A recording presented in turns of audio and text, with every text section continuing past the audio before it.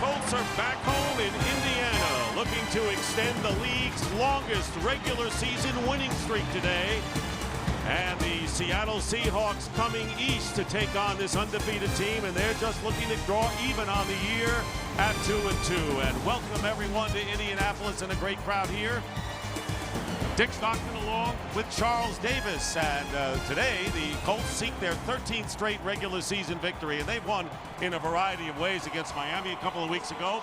They hardly had the ball, and they won the game. Last week against Arizona, 21 points in the second quarter, so it's really hard to predict how the Colts go about their business. It is hard to predict, and one good thing that helps them, there's no shortage of weapons on this team. And of course, they're led by the quarterback, Peyton Manning, who also doesn't let losses deter him. You lose Marvin Harrison, you plug in Pierre Garçon, and he complements playmakers like Reggie Wayne and Dallas Clark. This ball club comes at you from all angles and scores big. They sure do. Seneca Wallace will start at quarterback for the second straight week. Matt Hasselbeck still out with the broken rib.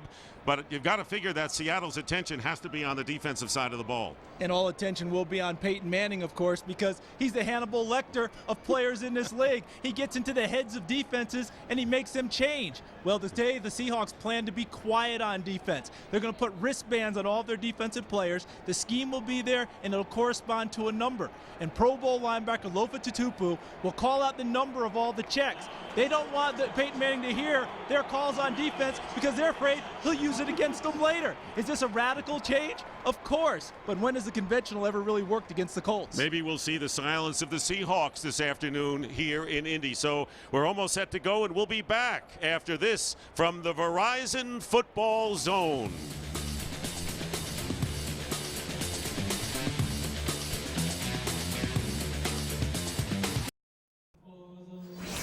Welcome back to Indianapolis, and now it's time for the Autotrader.com Ultimate Quarterback Comparison.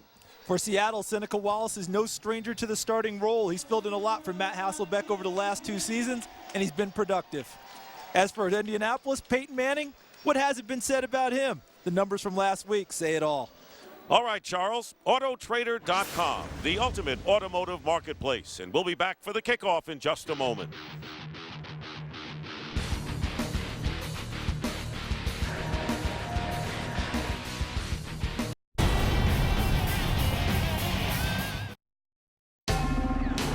Fox Sports welcomes you to the following presentation of the National Football League.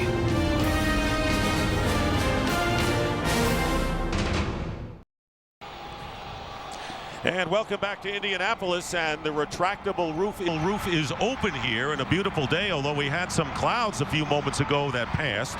58 degrees, not much of a wind, and partly cloudy skies. The Seahawks have won the toss, and Dwight Freeney, who's all week, will give it a go and start. Suffered an injured quad in the third quarter against Arizona. And Freeney, who had 2 sacks last week against the Cardinals. So the Colts obviously could use him. And Jim Caldwell, in his first year as coach, last year was the head coach in waiting in Tony Dungy's final year. And Caldwell has been around a long time, and a great background in the college ranks as well. And there is Jim Mora, whose father, Jim Mora Sr., was the Colt coach for 4 years before Tony Dungy came to Indianapolis. And of course, Mora was an assistant in New Orleans when Jim was there. And this man, Peyton Manning, as a high school guy, used to come out and play. There's Seneca Wallace, the backup, who came oh so close last week. We're set to go Pat McAfee, the rookie kicker, and the Seahawks will get the ball as Justin Forsett and Ben Obamanu are back deep. There is Forsett. And the game is underway. Interconference battle on Fox, and it's Forsett starting from the 5. And Forsett is tackled just beyond the 20-yard line. And we are set to go with Seneca Wallace, who had career numbers last week in a losing cause and very nearly pulled off the upset against the Bears. And the Seahawks offense, and one thing, Charles, Seneca Wallace can really spread it around with his weapons. He has a great number of targets, but they can't miss opportunities for big plays today. First down on the 23, and Julius Jones, who had 98 yards last week against the Bears, gets 1 yard. And the tackle made by Tywan Hagler. And let's take a look at the Colt defensive unit. And Dwight Freeney was listed as the starter, but he's not in there. It's Raheem Brock starting in place of him. And the Colts defense has been on the field a lot the last 2 ball games. 3 of their 4 starting defensive backs played every snap in those games. They have had their injury problems on that side of the ball. Second down and 10. And Seneca Wallace swings it out to Julius Jones. And Jones gets to the 25 and is driven back. They'll mark it at the 26 with Tim Jennings, the cornerback, making the stop. A lot of people like to run the football against the Indianapolis Colts. They think that's the way to beat them. Sometimes when you don't get the running attack going early, use the short passing game as a complement. Almost the same thing as the running game. And Dwight Freeney has come into the lineup, giving it a go. He is their premier pass rusher, and the passing down here on 3rd and 7.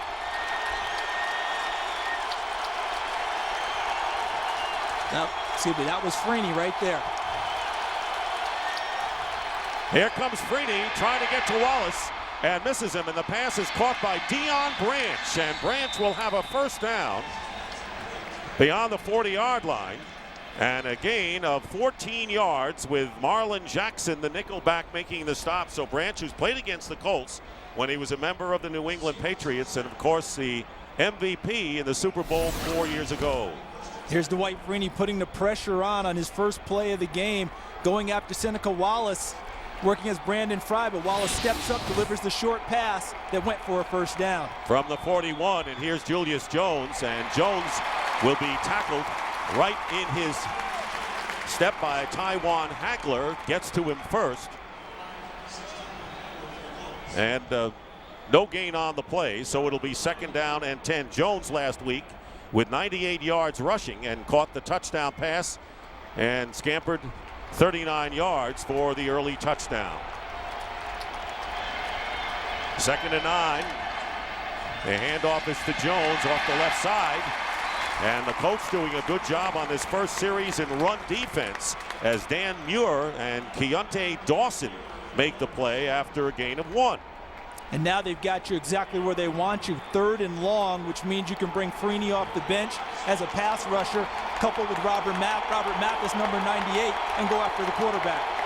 Justin Forsett, the 3rd down back, number 20, has come in the lineup for Seattle.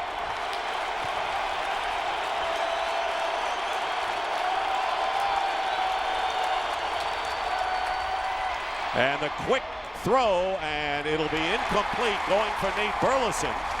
And the coverage on the play by Tim Jennings, bringing up 4th down. So after 1 first down, the Seahawks have to punt.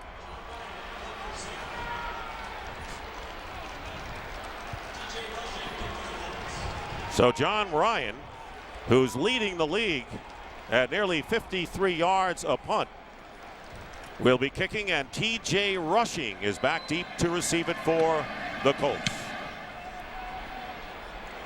Good kick, and Rushing will let it bounce, and it goes into the end zone.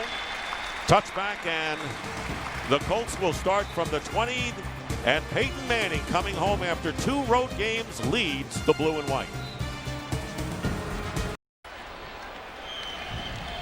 Welcome back to Indianapolis. Colts first possession from the 20.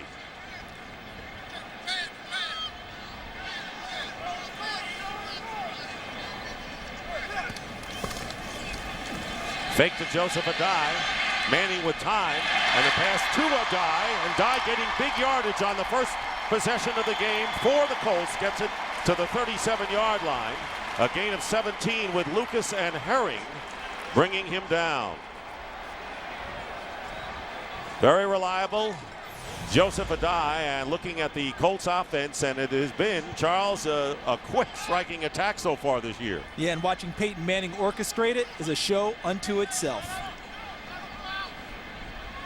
First down at the 37.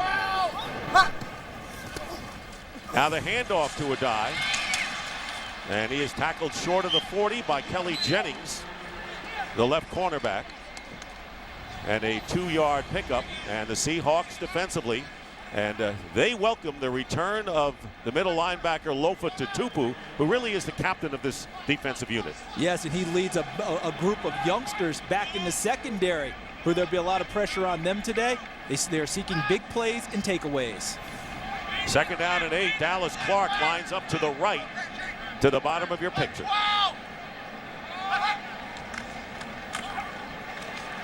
Manning has time, and again out of the backfield is a dive, and he is put down by Tatupu at the 44-yard line after a pickup of 6 yards. So welcoming back Lofa Tatupu, and this team has had more than their share of injuries this year. One of the great attributes of Peyton Manning, patience. He wants to take it downfield. First 2 passes of the game, he had receivers running deep. Didn't have what he wanted, checked it down to the back both times for good gains. 5 minutes gone by. It'll be 3rd down and 2.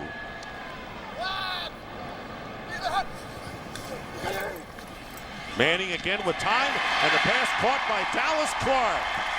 And the reliable tight end has a 1st down into Seahawk territory, picking up 10 to the 45. And it was 2 tight ends together, running at the top of the formation. Tammy goes deep. Watch 84 on the inside. He'll go deep, and then Dallas Clark comes inside of him shallow and catches the pass and moves upfield for the 1st down. And as good as he's ever started a season. Fake handoff, and the pass to Garcon, and he holds on to it. Pierre Garcon, who has become the new weapon. With Anthony Gonzalez hurt and Marvin Harrison gone, they get 25 for the 2nd-year receiver. See, Reggie Wayne in the slot, who I circled, he holds the safety, Jordan Babineau. That allows Garcon to get outside of the corner in the 2-deep coverage. He gets outside of Jennings, and Babineau's late getting there because his attention is on Reggie Wayne in the slot in the middle of the field. And quickly a 1st down at the 20-yard line. Here's a dive trying to go left, and a good block, but finally Ken Lucas comes in to make the play, and a 5-yard pickup on the play. And right now for a game break, let's check in with Kurt Menefee. Redskin quarterback Jason Campbell sacked twice and fumbled on the opening drive, and the Bucs take advantage. Josh Johnson, his first NFL start, his first drive, his first touchdown to Antonio Bryant. It's 7-0. Dick and Charles? Couple of teams who need to win badly. Yeah, and what a great way to get started for the young quarterback, Josh Johnson. 2nd down and 5. The handoff to a die up the middle. 1st down inside the 10-yard line. And what a crisp drive this has been. Craig Terrell, who played his college ball at Purdue, making the stop. Watch the offensive line. Watch the guys in the interior. Watch what they get done. There's Pollock, 78. Cutting back to the left side. Right in the middle, Saturday, 63. 74, Charlie Johnson. One of the things the Colts wanted to really improve in the offseason, their running game.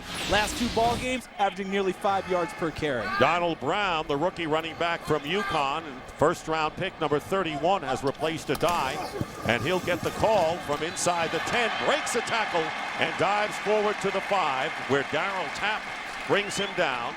A 4-yard pickup. So it'll be 2nd down and goal. And this is what the Colts have done, 50% from the red zone, and that's about 14th in the league right now. But it's been a kind of a strange season, as we pointed out, not having the ball much in one of the games, the Miami contest. 2nd and goal, and the handoff to Brown again, diving toward the goal line and stopped at the 2-yard line. After picking up 4 yards, it'll be 3rd and goal. And I know that the Colts are built on Peyton Manning's right arm, but you get the sense that this offensive line would like nothing more than to run the football into the end zone. They've kind of reestablished themselves as a running threat with their offensive line. They felt disappointed about how they ran the ball last season. They were 31st in the league, Charles, you're right, and they picked up 126 yards rushing against the Cardinals. Look at the shifts now as Robinson and Clark go split to the left. 1st and goal from the 3, in for the is Donald Brown.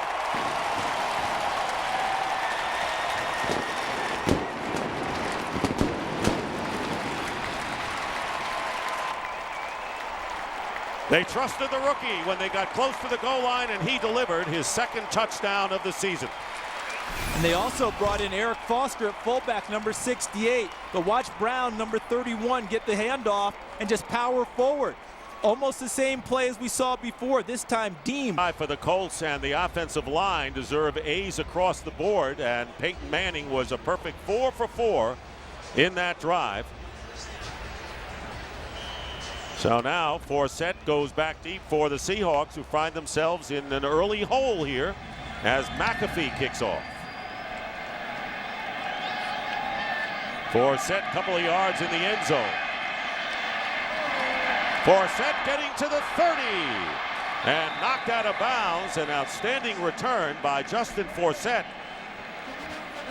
And the kicker McAfee involved on the play as Seneca Wallace comes back with his team already behind by a touchdown. Today's game on Fox is sponsored by Ink, the new business card from Chase. Make your mark with Ink. By McDonald's. And by Chevy.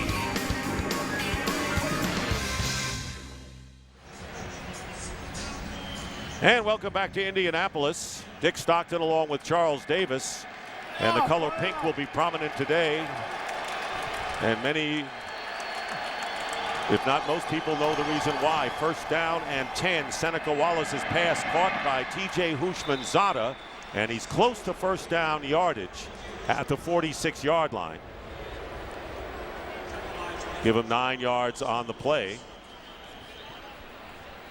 NFL-wide celebration of Breast Cancer Awareness Month. And many of the players will be wearing pink, some part of their uniform, and there is the marking on the field at the 25-yard lines.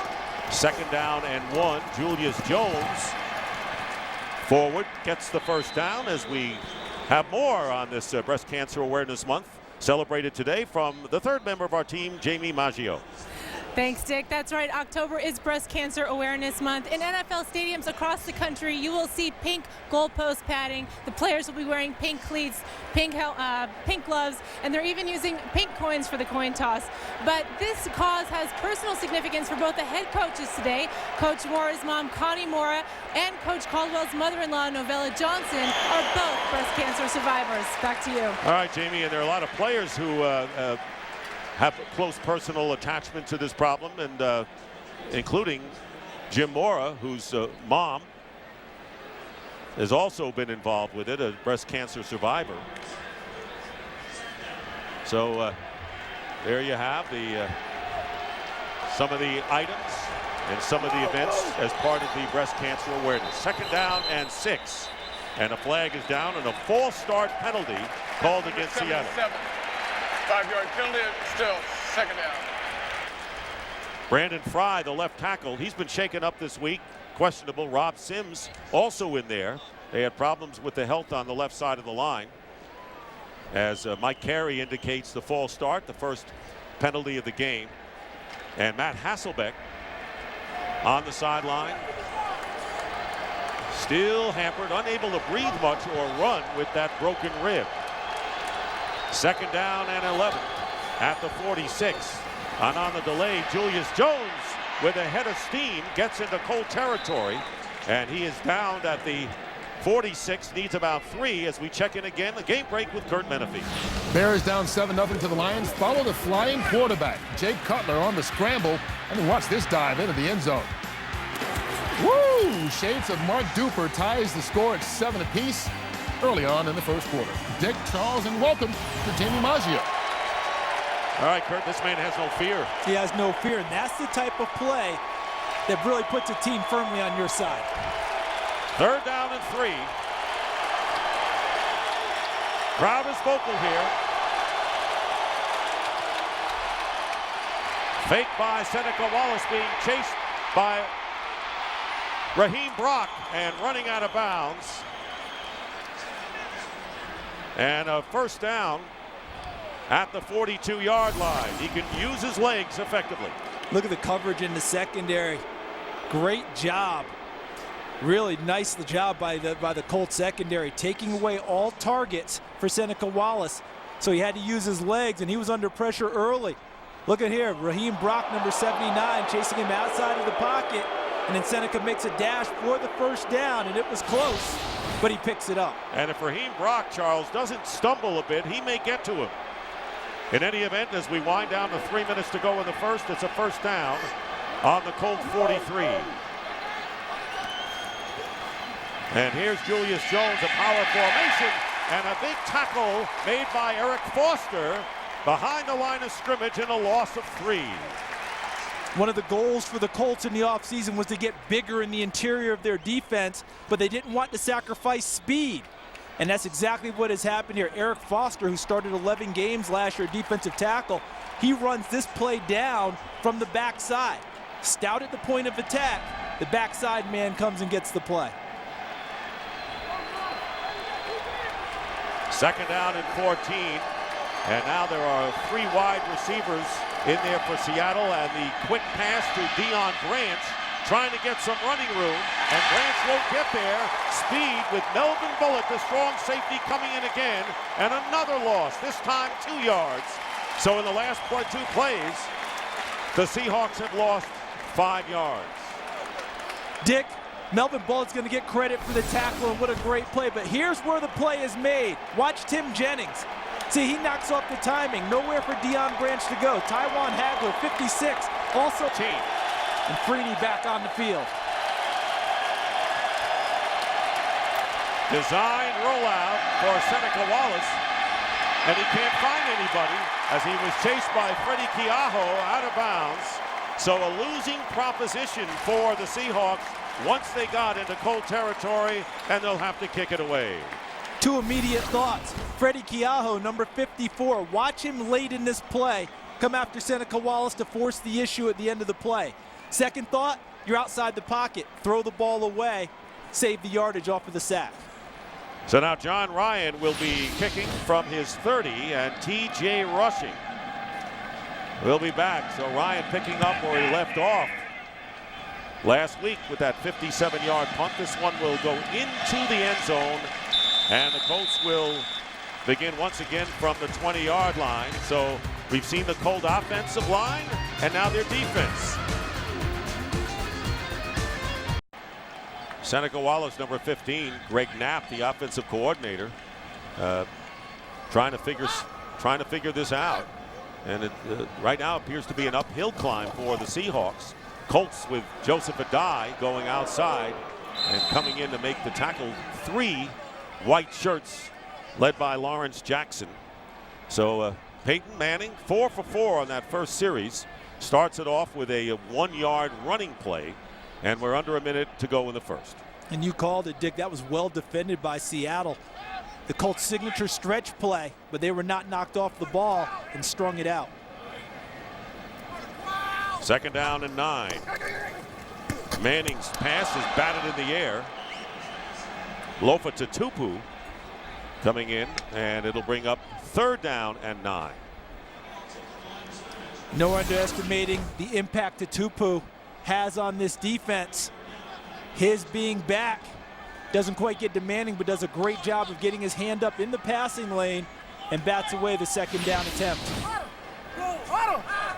You talked about Garcon. Austin Collie, a rookie wide receiver, number 17, who they have high hopes for, is in the lineup as the 3rd wide receiver.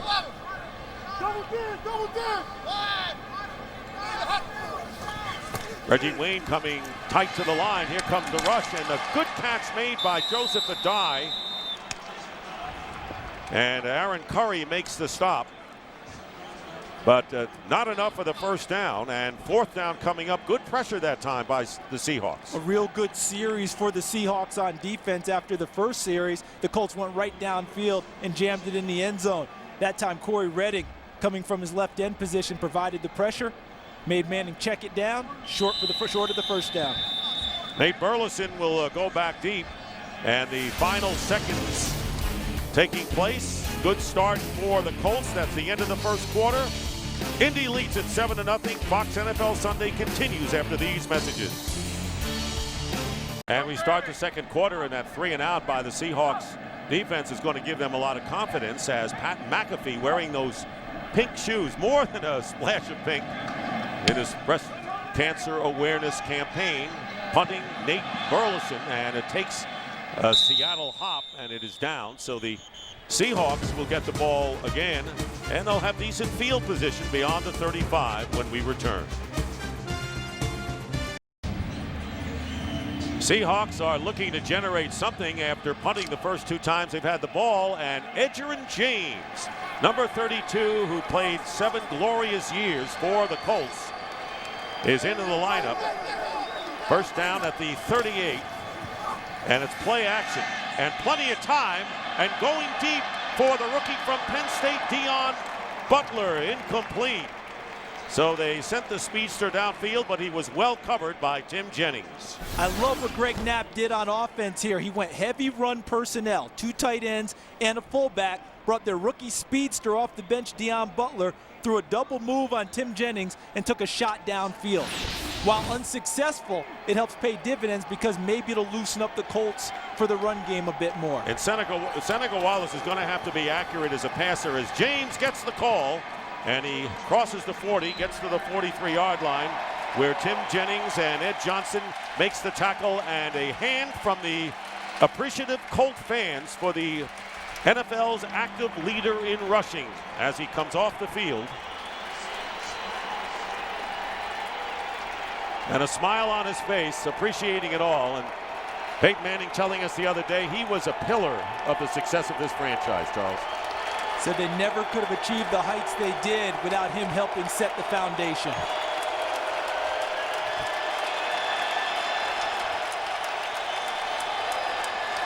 Very classy crowd here in Indianapolis. 3rd down and 5.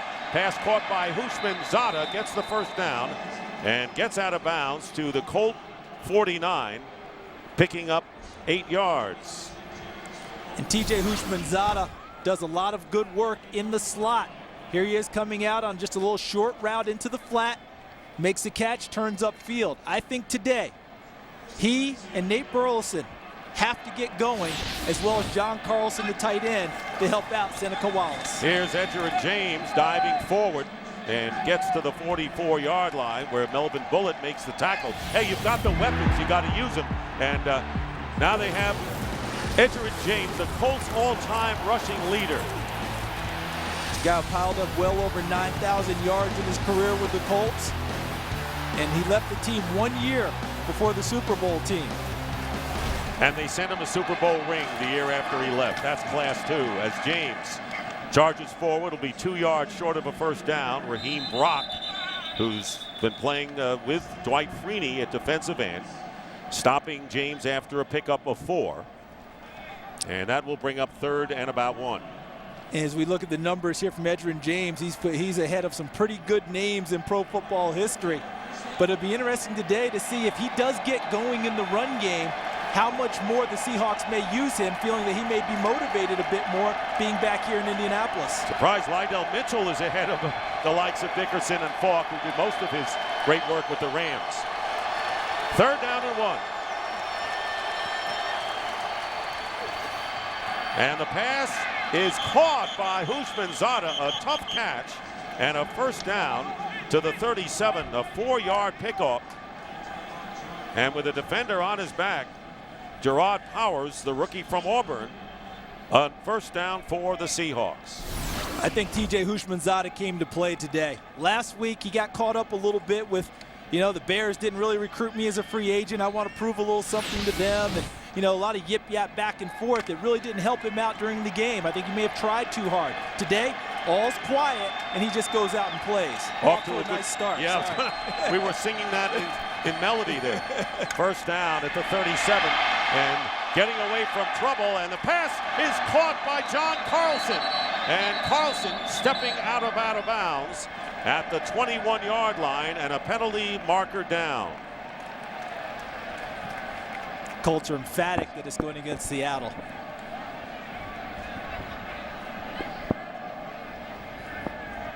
That would be a 16-yard gain pending the penalty. Holding. Offense number 74. 10-yard penalty, still first. So Ray Willis, the right tackle, Short circuits a 16-yard pickup. Look over here. This is where it's going to come from. There's Ray Willis working. I believe that's Robert Mathis, 98. Takes him down, and that nullifies a really nice play by Wallace and John Carlson. So instead of a first down inside the 20, Jim Mora's Seahawks are back at the 47-yard line of the Colts early here in the second quarter. Edgerrin James remains the tailback. First down and 20. Handoff to James. And James can't get away from Marlon Jackson and Eric Foster picking up 2.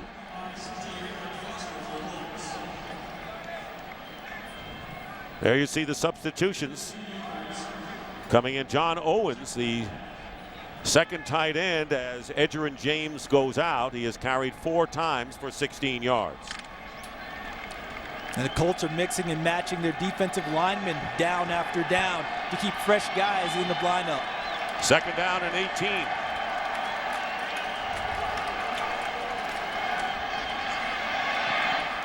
And the pass is caught by Carlson. And Carlson gets to the 34. A gain of 11 yards with Bullitt and Mathis combining to make the play. Have you noticed something just a little bit different about this Colts defense? Have you noticed blitzes? You know, for years they played a lot of cover 2, just let the front 4 go after the quarterback. Under new coordinator Larry Coyer, they're dialing up a few more blitzes this year to increase the pressure. And that's what Coyer did in Denver when he was with the Broncos so successfully. 9th play of the drive. It'll be 3rd down and 7.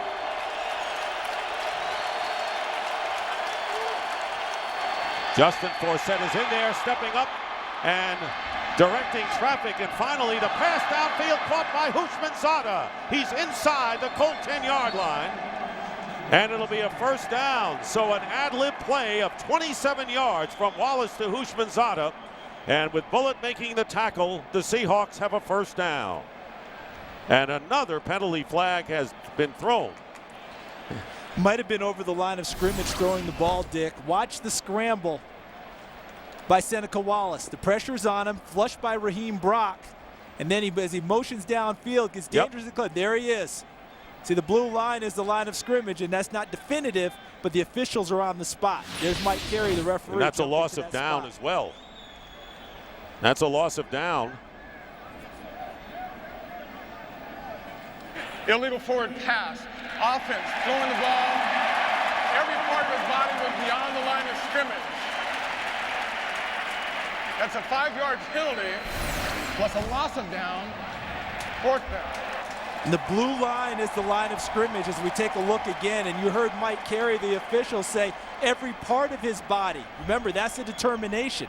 It has to be all of the body across the line of scrimmage. Otherwise, it's a legal play.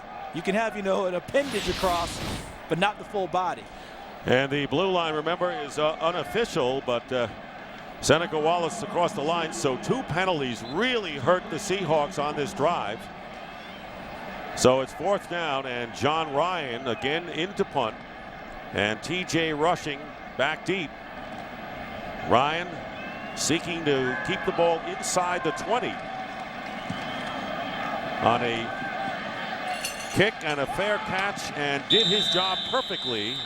The fair catch at the 10-yard line. So the Colts get the ball again. Peyton Manning comes out leading 7-0. Today's Game on Fox is sponsored by Hyundai Assurance. A little certainty in uncertain times. By State Farm. To us, nothing's more important than being there. And by Frost Brewed Coors Light, the world's most refreshing beer.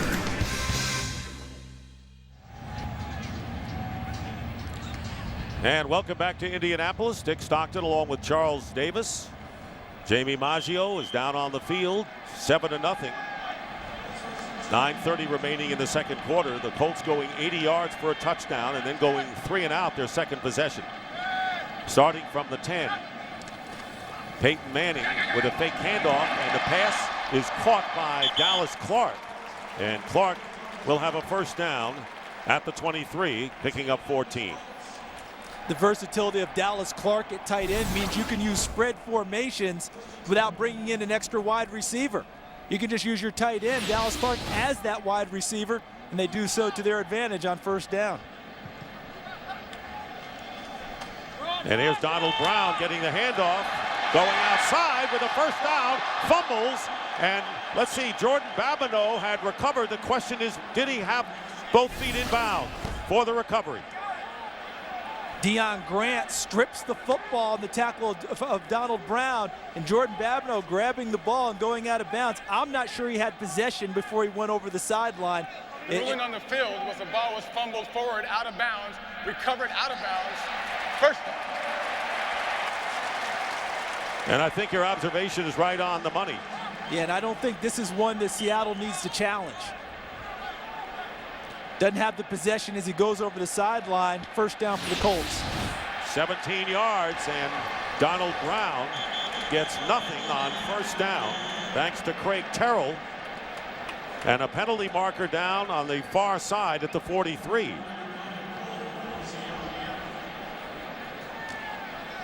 Thus far, the penalties have gone against the Seahawks.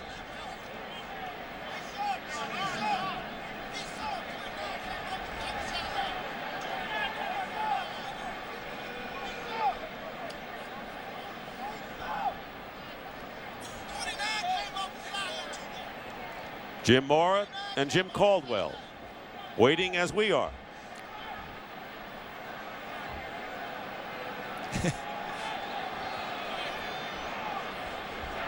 Illegal substitution on the defense, 12 men on the field. 5-yard penalty, still first. Seahawks have to be wondering, at what point do we not get a call? I mean, every call today feels like it's going against them. And they are, except that if you commit these penalties, exactly. But when you're a team that's had a bunch of injury problems, coming in off of a loss, you're looking for something good to happen. Instead, they feel like they're being piled on. And they thought they had the turnover created on the run play by Donald Brown. Remember, this is a defense that has only forced one turnover all year. And they're trying to get the guys on the field, off the field to make sure they have the right number. That play will be voided, and a warning will go to Indianapolis. The next time it'll be a 15-yard penalty. There will not be a 5-yard penalty against Seattle. So what they're saying is that Indianapolis was substituting. Seattle was trying to substitute to match. You're allowed to match the substitutions because of the proliferation of the no-huddle offenses. They're saying Indianapolis didn't give them that opportunity to match, voiding the play, warning to Indianapolis about that type of a tactic. So there's the explanation, and this is the chess game that goes on very often behind the scenes in games. Especially versus no-huddle offenses when you're trying to get your own personnel out there on defense to match what you think Indianapolis is going to do on offense. Now, there are players on the defensive unit are wearing those wristbands. And remember, as you pointed out at the top, Charles, that there's going to be no shouting of signals by Lofa Tatupu, that he will yell out a number, and they will look down and see where they are. See, Aaron Curry just moved on us, but some of them are wearing them on their belt loops. Some of them wearing them on their forearms, about where they're going to look down. There's the wristband, just like an offensive play caller would have. All right, and Zarek Rollins, their linebackers coach, calls it in. That's him. He calls the defensive call into Lofa Tatupu, who will shout out the number that corresponds to the defensive play on the wristband. And he's wearing one too. So it's 1st and 10 at the 41 of the Colts. And Manning's pass, and it's caught by Austin Collie. And Collie is tackled at the 47. Kurt Menefee with a game break. Good game going on between the Ravens and the Patriots, and that's Tom Brady with a quarterback sneak to give New England a 10-7 lead. He went to the locker room right afterwards, guys.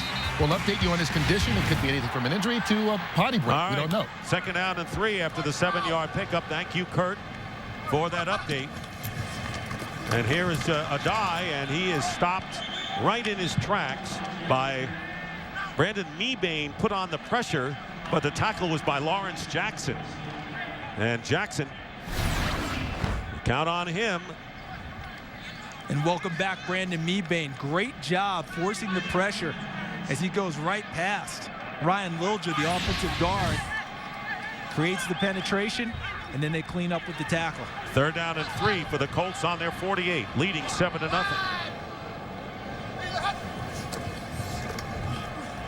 Manning gets time and gets pressure thrown up there, and it's caught by Pierre Garçon. Peyton Manning stood his ground and got the pass downfield, a 35-yard gain to Garçon at the 16. How about Peyton Manning throwing that one all arm, unable to step into the throw due to the pressure in his face. Seattle showed blitz, dropped out of it, rushed 4 men, and then Manning drops it in nicely to Garçon crossing field. Biggest gain of the day for the Colts. Manning is 8 of 9 now for 115 yards.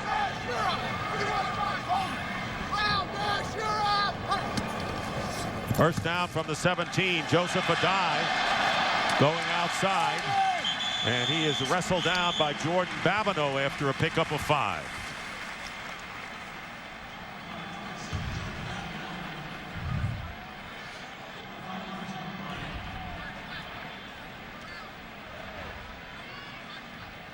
Under 6.5 remaining here in the second quarter. Colts threatening, leading 7-0. 2nd down and 5 at the 12.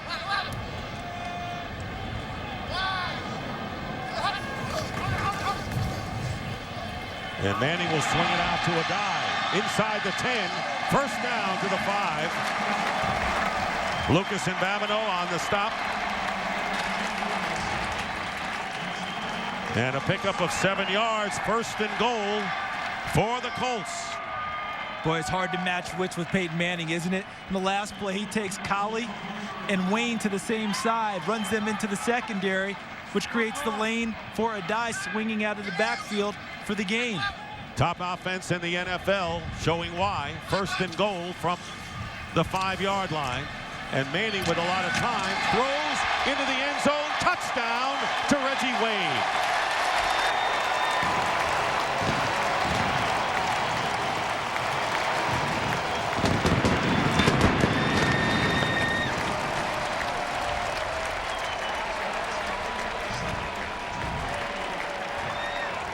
In some respects, they're making it look easy here in this first half. And watch the throw from Peyton Manning. A lot of people at home are thinking, whoa, boy, he threw this one low. I think he did that on purpose. That's something he and Reggie Wayne work on in that situation. In traffic, throw it low where only he will have a chance to catch the football and absorb the hit and get into the end zone. That's not an accident. And the only player who could catch it would be Reggie Wayne. And Wayne, with his 3rd touchdown catch of the year, Adam Vinatieri for the extra point, and giving the Colts a 14-0 lead. And that's 8 touchdown passes for Peyton Manning, 2 touchdown lead in the first quarter against Seattle.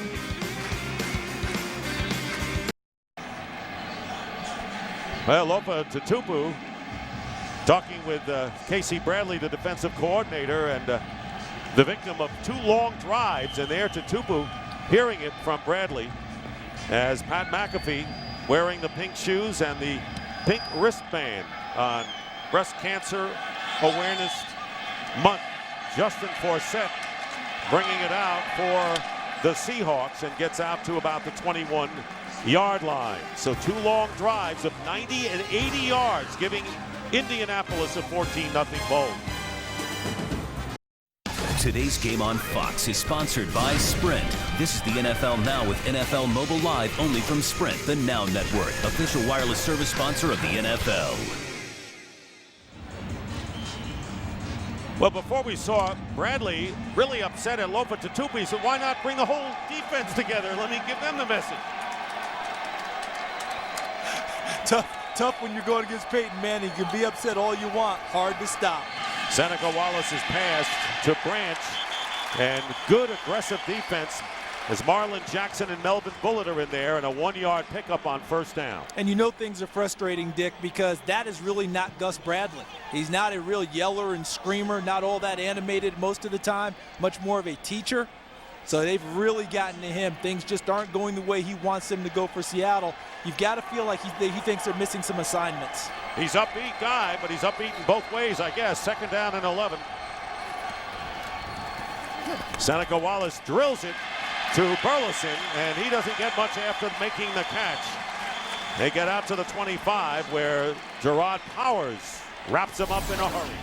How about the play by the rookie out on the corner? Powers sees he's got a direct sight line right back to the quarterback and the receiver. You call it cluing, so you can clue the quarterback's drop, and as soon as he hits his drop point, you break up on the football, and an excellent job of form tackling to finish off the play. Gain. Forget about running after the catch, the way the Colts are playing them. They don't give up much. 3rd down and 7.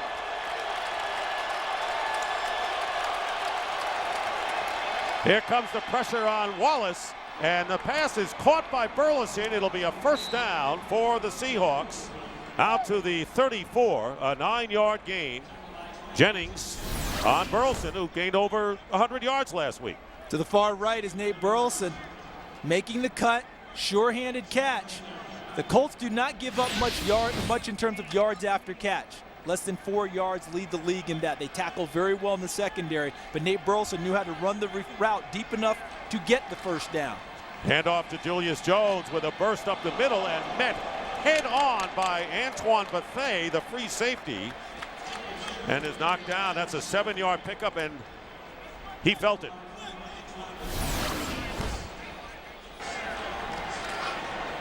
Let's hear it. 7 yards and a headache. He'll take the 7. 2nd down and 3. 3 minutes remaining in the 1st half. Seahawks trying to get back in this game. And there's the pass caught by Houshmandzadeh, and he gets a couple of yards after the catch, but the Seahawks will take it, getting inside the Colt 40, a 20-yard pickup with Session, the linebacker, and Jennings downfield. Another one of the players that has to have a nice day for Seattle. TJ Houshmandzadeh running against the corner and before the safety, and that's a well-thrown ball by Seneca Wallace. Gives his receiver a chance to catch the ball before he is defended. Good numbers so far for Houshmandzadeh, and that's what Wallace has to be, accurate on plays like that. And the handoff to Julius Jones, busts out of it.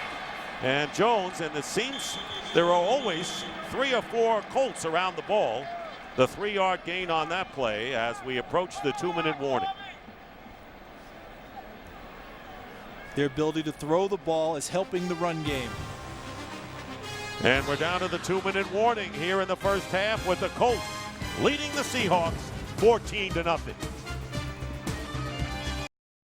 Today's game on Fox is sponsored by Visa. Visa debit is easier than cash. More people go with Visa. And a big day of football. Fox NFL Sunday coming up, the 2nd half of our doubleheader. The Cowboys at the undefeated Broncos. The big game coming up next. And with 2 minutes to go in the 1st half, it'll be 2nd down and 7, and Freeney in the game, Charles. Yeah, it's a big 2nd down. He's been playing on 3rd downs today, coming back from the quad injury. Seneca Wallace looking for help, and it's tipped, and a flag goes down as Tim Jennings got a hand on it, and a penalty marker down about the 25. Before the ball was thrown, holding. Defense, number 23. 5-yard penalty, automatic. 1st down. Well, Jennings giveth and taketh away on this one. Tim Jennings working against TJ Houshmandzadeh. A cover 2. Holds on to him a little bit too long, and before the ball is tipped, and he's the guy who tips the football. So the penalty goes against him and nullifies the nice play he makes later. Rob Sims, the left guard, who's had a strained oblique, comes out. Mansfield Rotto, number 66, replaces him. And a 1st down on the 30. Seahawks trailing by 2 touchdowns. Pump fake, and this pass, and it is caught by Deion Branch. And another 1st down for the Seahawks. And they'll mark it inside the 10-yard line. A 23-yard gain on this one. This ball has to be thrown in the hole down here against cover 2. What a great job by Seneca Wallace, putting the ball flat and in the hole before the safety can get over versus the 2-deep coverage. That was a well-thrown football. And a huge drive, but the Seahawks actually need a touchdown Just getting on the board won't be enough the way this game has gone. First and goal at the 9. Wallace giving ground and his pass thrown away. And it's a good thing he did it because Houshmandzadeh was well covered right near the end zone at the 1. Exactly right about that one, Dick. Watch the coverage by Tim Jennings. Goes into press, knows that he doesn't need to retreat much because the end zone and the back line actually helps as an extra defender for him.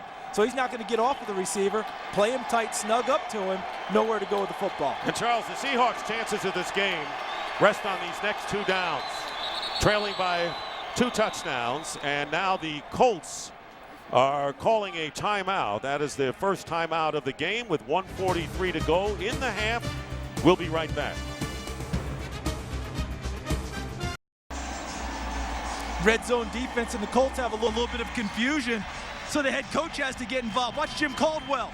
Your takeoff, 10-yard sprint, 15-yard sprint. Got to get a timeout called. This is where they have the NFL Combine every year. I think Coach Caldwell's trying to get some more eligibility. Oh, he could run the 40 in 4-3. Second down and goal from the 9. Houshmandzadeh right here in the slot. They hand off to Julius Jones going outside. Jones driving is knocked out of bounds. And they'll mark it at the 2.5. Jennings making the play and another penalty flag down at about the 10. Holding. Offense number 74. 10-yard penalty, still second down. Trey Willis, second time he's been called for a penalty. And the Seahawks just got a call to go their way with the holding on defense against Tim Jennings. They just gave it right back. See, the red zone offense against the Rams, who they shut out in week 1, did pretty well. The last 2 weeks, not so well, 20%. And now it'll be second and goal, and the ball will be at the 19-yard line. And I think this takes away any threat of the run game for Seattle. They send Houshmandzadeh and Burleson to the left. Branch to the bottom of your screen. Play action. Seneca Wallace has to check down to Julius Jones, and he is ridden out of bounds by Marlon Jackson. The clock will stop at 1:31, and a gain of 2 yards. So it'll be third and goal, and it's a long to the goal. Big win for the Colts secondary because Deion Branch on the post corner, Tim Jennings sitting right on it. Nowhere to go. Look at Houshmandzadeh in the slot. He's covered by Gerard Powers deep. And Burleson cutting to the inside, also covered. And Matt Hasselbeck listening to the calls, wishing he were out there. Third down and goal from the 16. Play pocket 4. And a timeout. They just got it off before the 5-yard delay of game call. And they don't have to worry about timeouts. That was the first. 30-second timeout. And coming up on the Visa halftime report, which will be coming up on 91 seconds from now, exactly. Kurt Terry, Howie, Michael, Jimmy, all of them. Scores and highlights from around the league. And the Fox Sports ticker has up to the second scores and stats. I was going to ask you, Charles, I was going to turn to you and ask you when they got inside the 5 as to whether maybe on 4th down they would try to get a touchdown. But now they're way out there, and I don't know whether that's a smart move now. I think that's only a call that you consider making if you're down inside around the 3-yard line on 4th down, because otherwise it's a very low-risk play. No, but at the 3, they might have to do it. Yeah, the 3, you might have to do it. You might have to consider it. But right now, it's not even in the thought process. They want to get to that stage first. So it's third and goal from the 16. Empty backfield. Seneca Wallace being chased and downed at the 22. A loss of 6. Robert Mathis and Raheem Brock with the first sack of the game. And Dick, we're seeing the new Colts on defense because this wasn't just a front 4 rush. They brought more than 4. And look at those guys get after it. Covered up in the secondary, brought a little extra pressure. Raheem Brock gets to Seneca Wallace, finishes off the series. Field goal attempt now by Seattle. It's a huge win for the Colts defense. So Orlando Mare, who missed 2 critical field goals last week, and Jim Mora said it was not acceptable, absolutely not acceptable, and came down hard on Mare after the game and then kind of backed off after that. So the penalties have really hurt Seattle. This will be a 38-yard attempt by Orlando Mare, and this kick is good. Not what Seattle envisioned when they were inside the 10, but it is now 14-3 in favor of the Colts with 1:22 remaining. Thanks to Mare's 38-yard field goal and Robert Mathis, who's right behind Dwight Freeney in career sacks for this outstanding franchise. And not only do they do a great job of sacking the quarterback, they cause fumbles when they get there. Freeney #1, Mathis #2 since 2002 enforced fumbles in the NFL. Key penalty on Willis on that sequence, and on the last series, 2 penalties. Illegal forward pass and a holding call. And Dick, know what else the defense did for them besides hold them to a field goal? They left a minute 22 for Peyton Manning.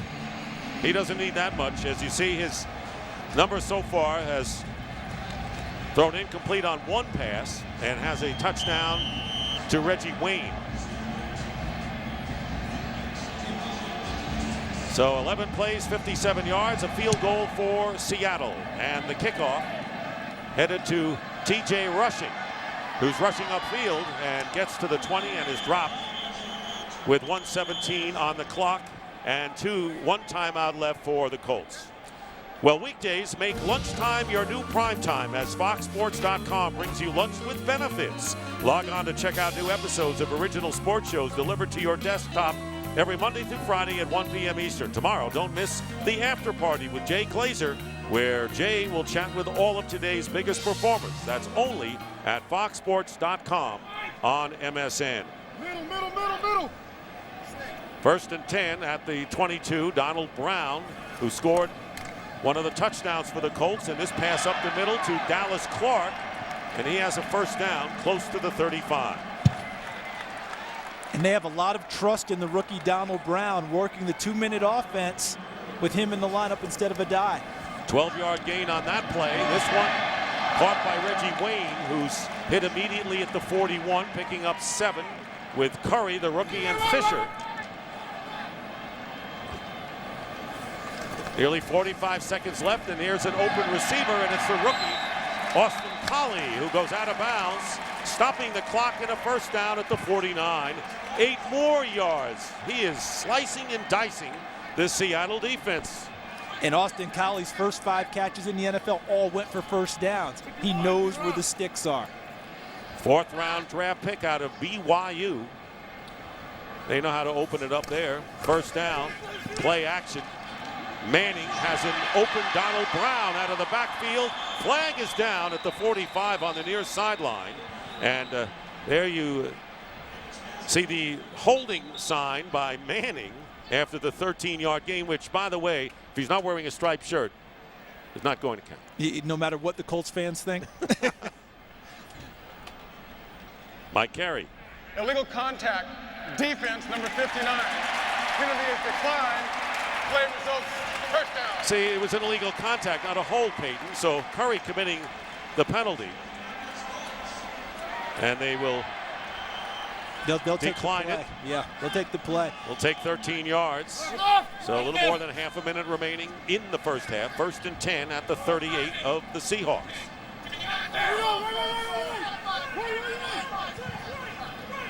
Three-man rush.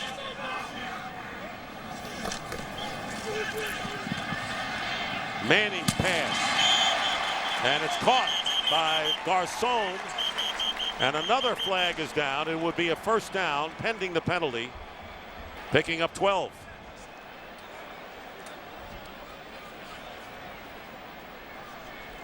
Illegal contact, defense, number 24. Deion Grant. And Dick, remember how the Seahawks... penalty is declined. If you decline it for 13 in a first down, you certainly will on a 12. Correction. There's no foul for illegal contact. The quarterback was out. Well, now they correct it. Remember how quiet the Seahawks said they would be on defense with just Lofa Tutupu calling out numbers on wristbands? That's kind of gone by the wayside lately. I'm hearing a lot of chatter from the secondary of Seattle trying to make sure they're lined up correctly to combat Peyton Manning. We'll review the last play with instant replay. And it's a booth review on that last one. Peyton Manning, perfect on this drive. He was perfect on the 2 scoring drives. We'll return. Back here in Indianapolis, a booth review is in progress. Mike Carey checking to see whether it was a catch or no catch. Pierre Garçon on that last play. There's the catch by Garçon. I don't you see all, but is that definitive enough for them to overturn it? And here's your third angle. And now you see Tutupu kind of obscuring the last view. And that flag that was picked up. So Peyton Manning on this drive is a perfect 5 for 5 for 51 yards, and he's thrown to 5 different receivers. After review, the ruling on the field stands. First down. So you're right. Couldn't turn it around. And one of the things, Dick, when you go with this no-huddle, hurry-up offense for the Colts, everyone focuses on the backs and the receivers, hustling back to the line of scrimmage, getting set. The only way it works is if your linemen hustle downfield and get set. And the Colts, tremendous at getting downfield and getting ready to go and saving time. Boy, Seneca Wallace looking awfully glum on that sideline. So with 30 seconds to go, it'll be 1st and 10. Ball at the 27 of the Seahawks. Colts have 1 timeout left. Giving ground and throwing the ball away. Good pressure from the cornerback, Travis Fisher. We haven't seen much of the secondary blitzing so far today. Well, I think what they're trying to do is you take a look as Aaron Curry, number 59, comes from the outside. They want the ball to get out of Peyton Manning's hands as fast as possible. Plus, you're in the area where you're almost conceding a field goal. If you can get a big sack and take them out of field goal range, you can save yourself points. Risk reward is being called by Gus Bradley, the defensive coordinator. 2nd and 10, again a 3-man rush.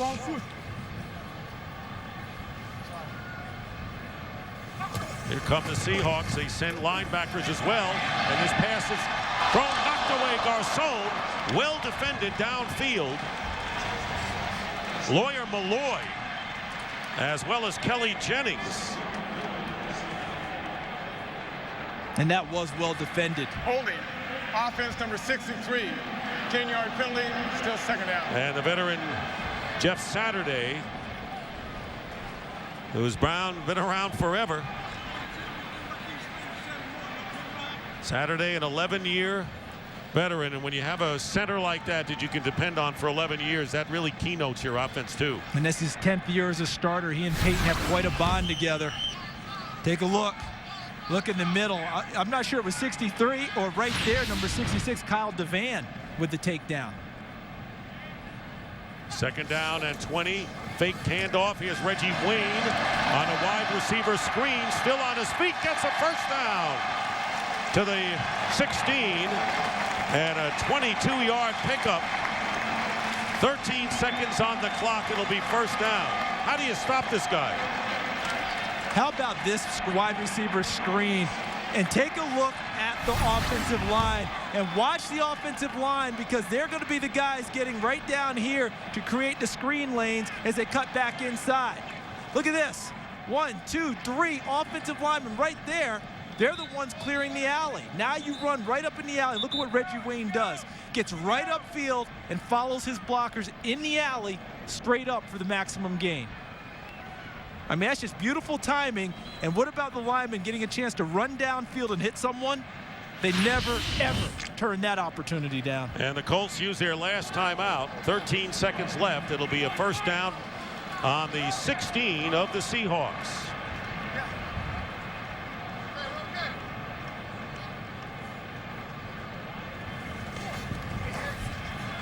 And here's Manning's pass, leading Reggie Wayne a bit too much with Ken Lucas right on his heels. But he had the matchup he wanted there. Reggie Wayne one-on-one. And when we talked with Reggie, he told us that Ken Lucas makes you earn every catch you have because he's physical on the corner and he's got a big body that you have to go over the top. Nice job by Lucas pinning him to the sideline. Ball just a little out of reach for Reggie Wayne. And now you know why Tom Moore at age 70 does not want to leave the game. They settled his pension problems, he and Howard Mudd. And he says they're going to have to drag me out of here. Why not with the offense they have here in Indy? And you saw Wayne down here by himself, isolated on the bottom. Second down and 10. And the play clock gets down to 0-0. 5-yard penalty is still second down. You don't see that often. You're not gonna hear that very often. Peyton Manning not knowing the play clock. Here's Tom Moore.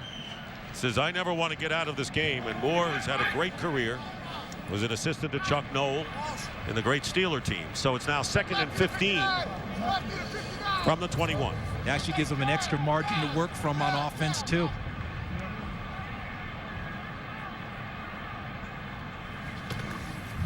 Pressure on Manning. Here's the pass. And a great catch by Austin Collie and a touchdown.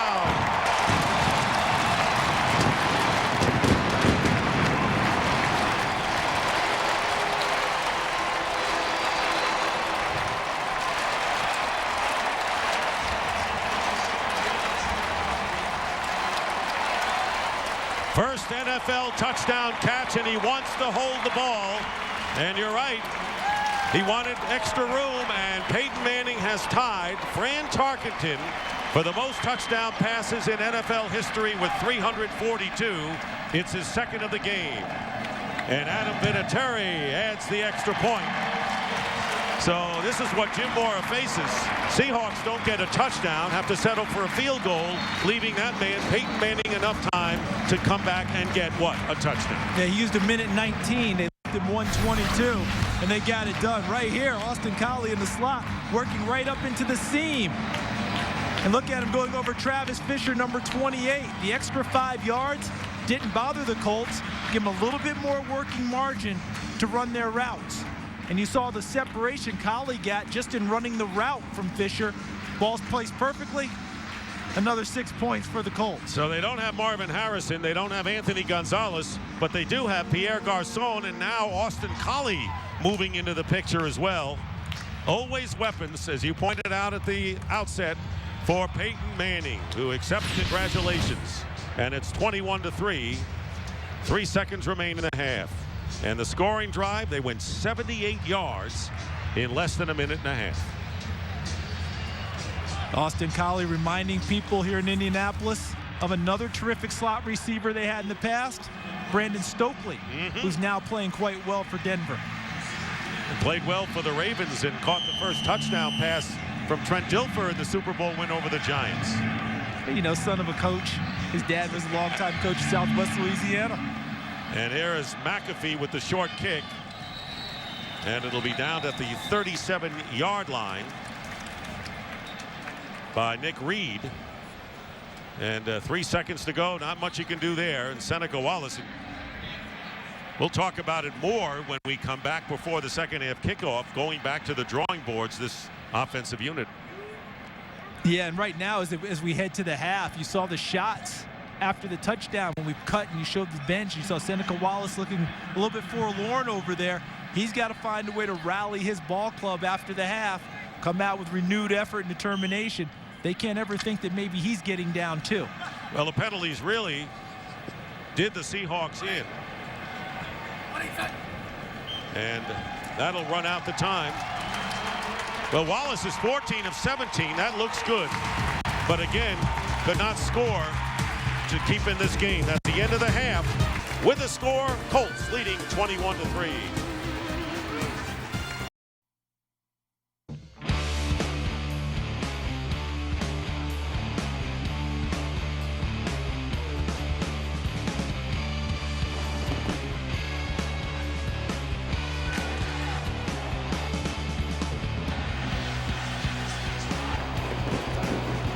And back here in Indianapolis with a score 21-3, and we have seen Peyton Manning and the Colts offense as efficient as you could possibly imagine. So, you know, what did the Seahawks talk about inside to get back in this game? They've had chances. Penalties have hurt them. What now? I think you nailed it, though. It's the penalties. I mean, when you look at what they've done in the first half, I think you said right going to that. Seneca Wallace, what, 14 for 17 throwing the football?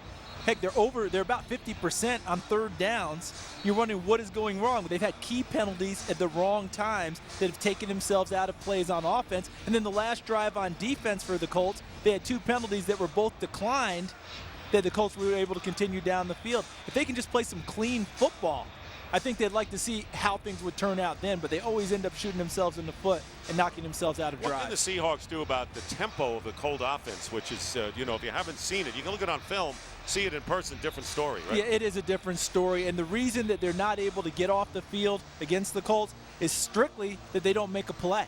I mean, the Colts, the only way you knock off their tempo is to make plays that slow them down. They did it on the second drive of the game. Slowed them down right out of the gate, got off the field on third down. But if you don't do that, I'm not sure we have a real explanation or an answer of how to slow down the Colts. And on top of all that, the Colts are going to get the ball first. So that's just wrong. Yeah. There you see the first half summary. And, yeah, time of possession, how important is that? Well, we've seen that with the Colts against Miami, and what it means. And the penalties were only 4 for 30 for Seattle, but how many were declined by the Colts on the last drive? And also key penalties, though. It's not always the number, but how key are they? Anyway, Edgerrin James, first time back in Indy since he started for the Colts for those 7 years. Played a couple of series, and now we'll see whether he'll see more action. Olindo Mare will be kicking off. That's T.J. rushing.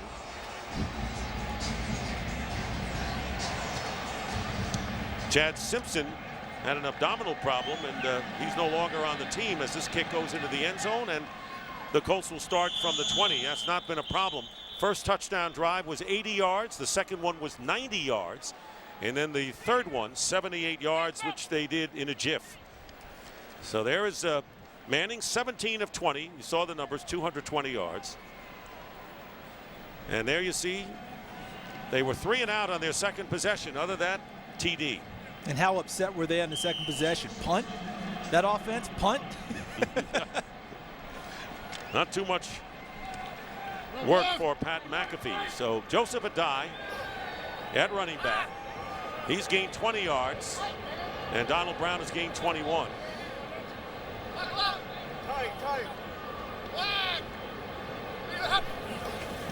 Take inside handoff with time, and the pass caught by Colley at the 28-yard line, and a gain of 9 yards. Look at Austin Colley working in the slot. Works, finds the space, and he comes out of BYU. So he understands space on the field relative to other receivers, getting into the right spot, sitting down. Great job. Second down and 1, and they'll try to run it for the first down, and it's a dive bounding back, and he's not going to make it thanks to Colin Cole. And right now, let's send it down to Jamie Maggio.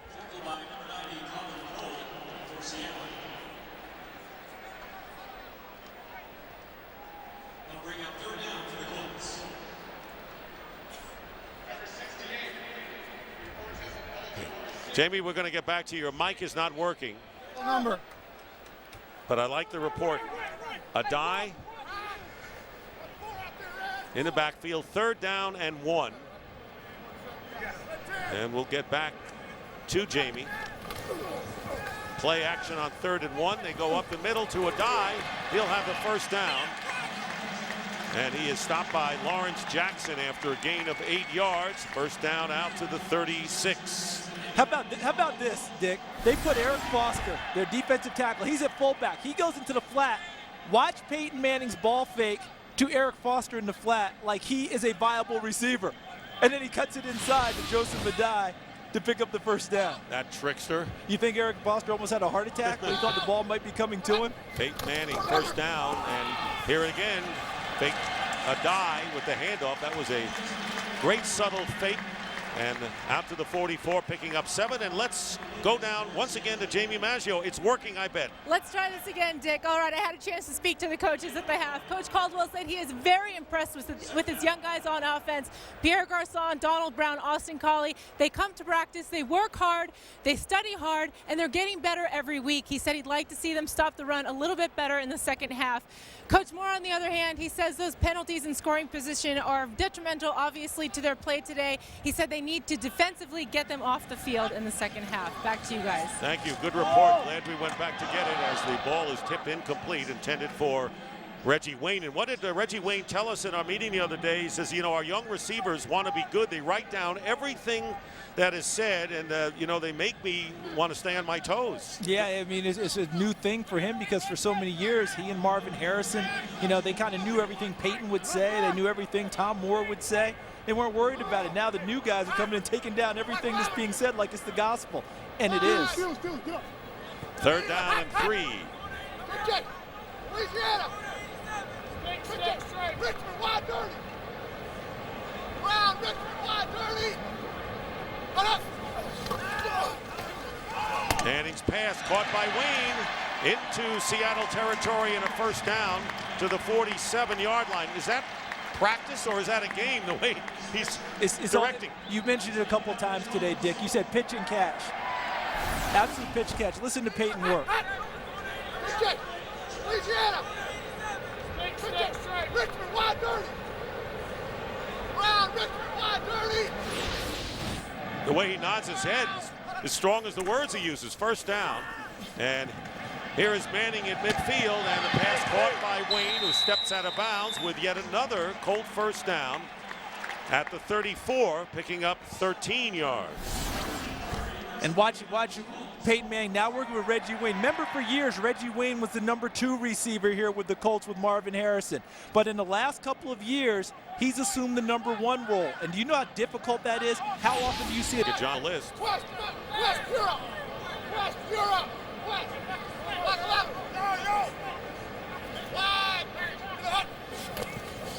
Fake handoff. Here's Collie. And Collie is tackled at the 20. And a flag is down on the near sideline.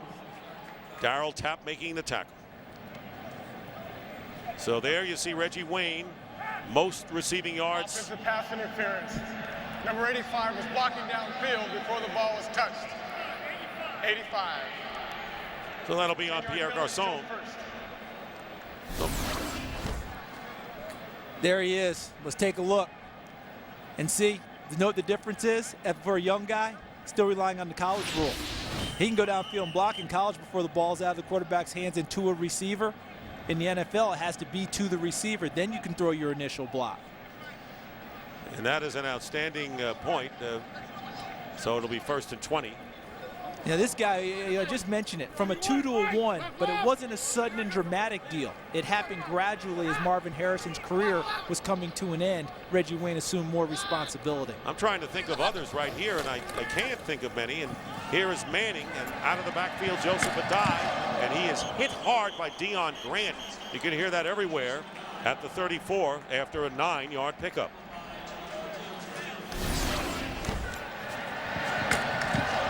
Wow. And Deion Grant's been around for a while. He started all 130 games in his NFL career by dealing blows like that. 2nd down and 11. So far it's been a big day for the Mannings. 1 in Kansas City, 1 at home. Quick pass to Dallas Clark. 1st down for Dallas Clark to the 22. And let's get a game break right now from Kurt Menefee. Bears and Lions tied at 21 at half. They start off the second half by untying it due to the Chicago Bears. Johnny Knox, 5th-round pick out of Abilene Christian, takes the second half kickoff, 102 yards for the score. It's 28-21 quickly. Bears on top. Dick and Charles. All right, Johnny Knox, what an impact he has made in Chicago. Meanwhile, with 5 minutes gone by in the 3rd, 1st down at the 21 of the Seahawks. And here is Donald Brown back in there. Donald Brown with a touchdown earlier in the game, picks up 5 yards, and Dallas Clark, the tight end, with a timely block there. Yeah, he's known as a receiving tight end, but he's a willing blocker too. Helped set the corner on the stretch play for Donald Brown. All right, look to the left of your screen, 44, there he is. Look at him, right there. Second down and 6. Black 48! Black 48! Hot, hot! Hot, hot! Okay. Black 11! Black hot! And they'll give it to Brown again. Trying to go outside. Donald Brown with the burst gets a first down and knocked out of bounds by Babineau after a gain of 5. And right now the Colts knocking on the door again about a penalty marker down. Blocking back. Number 87 of the offense. 10-yard penalty, still second down. So Reggie Wayne will nullify that first down. That would have brought him just outside the 10. Watch Wayne working against Ken Lucas, number 31. Right there, yeah, as he rides him inside. What he probably wanted to do was just kind of wall him across, just wall him off. But he got enough of him, and Lucas sold it real well, diving back towards the line of scrimmage that he was right in front of the official, and the flag had to come out. Lucas and Wayne are no strangers to each No, other. they know each other well. Wayne was, Wayne played in Carolina, and this is his second stint here in Seattle. Reggie Wayne said he's always a tough matchup, but you can only get so upset at Reggie Wayne for that penalty. You know why? He's a more than willing blocker as a wide receiver.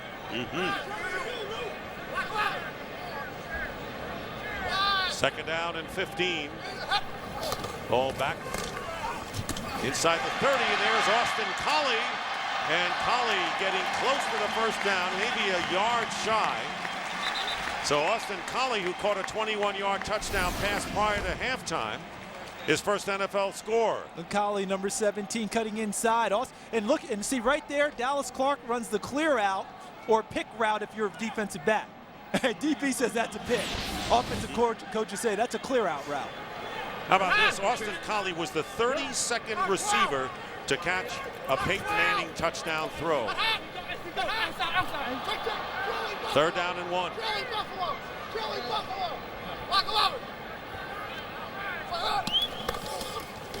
A dive for the touchdown.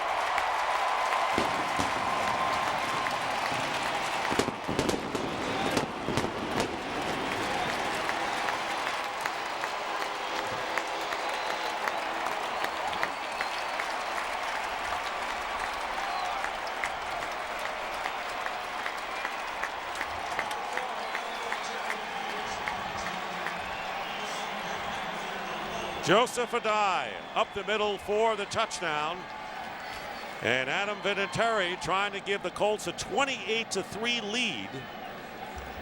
About halfway through this third quarter, and he does. So Joseph Adai, with his second rushing touchdown of the year, adds to the Colts, trying to make it 13 regular in a row. Today's game on Fox is sponsored by Southwest Airlines. Go to southwest.com, grab your bag, it's on. By Lipitor. By the Ford F-150, built Ford tough. And by Bud Light, with just the right taste that's not too heavy, not too light. The difference is drinkability. Well, the Colts now lead at 28-3 on Joseph Adai's 12-yard touchdown run. An 80-yard drive. Remember when they didn't have the ball much against Miami? Well, touchdown drives of 90, 80, 80, and 78. Seattle has yet to touch the ball here in the second half. Van Obamana will down it for the touchback. And the Seahawks will finally get a chance.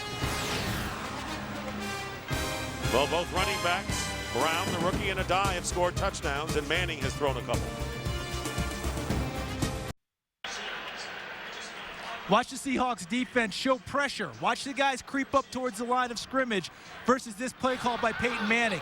Now he goes to the audible. He essentially talks them out of it. Watch them back off now. And he goes to the run play to Joseph Adai, who scores the touchdown. And you see as the die goes through, Hannibal Lecter talks Seattle out of what they had thought of. Goody, goody. Well, he's got a doctorate in that position, doesn't he? Forget about a graduate student or master's. He's a doctor in that. Julius Jones, the running back, getting the call. First down from the 20 and a good run and a first down for Jones to the 31-yard line. And a flag down.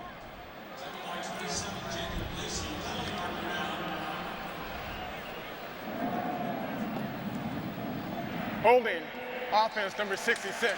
10-yard penalty, still first. That's Mansfield Rado, who replaced Rob Sims, who was hampered this week and out of there at left guard. There he is. Working inside on Antonio Johnson. Gets a little bit of a hook right there as he goes as Julius Jones. So two rookies, Lacey and Powers, are the corners for the Colts here. First down and 19. There's Lacey. Seneca Wallace's pass thrown behind Nate Burleson.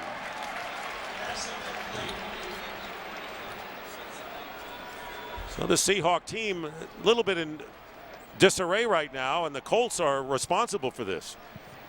They heard him coming out to start the second half, just held the ball up until about the 8-minute mark, paid off in a touchdown. Now the Seahawks trying to figure things out. Aaron Curry getting some tutelage from his defensive coordinator, Gus Bradley, on the sidelines. The Seattle offense trying to make headway. Second and 19. They'll go to Jones again. And they get about 3 with Ed Johnson, number 92, making the tackle. Well, you got to take this opportunity to teach, no matter what the scoreboard says.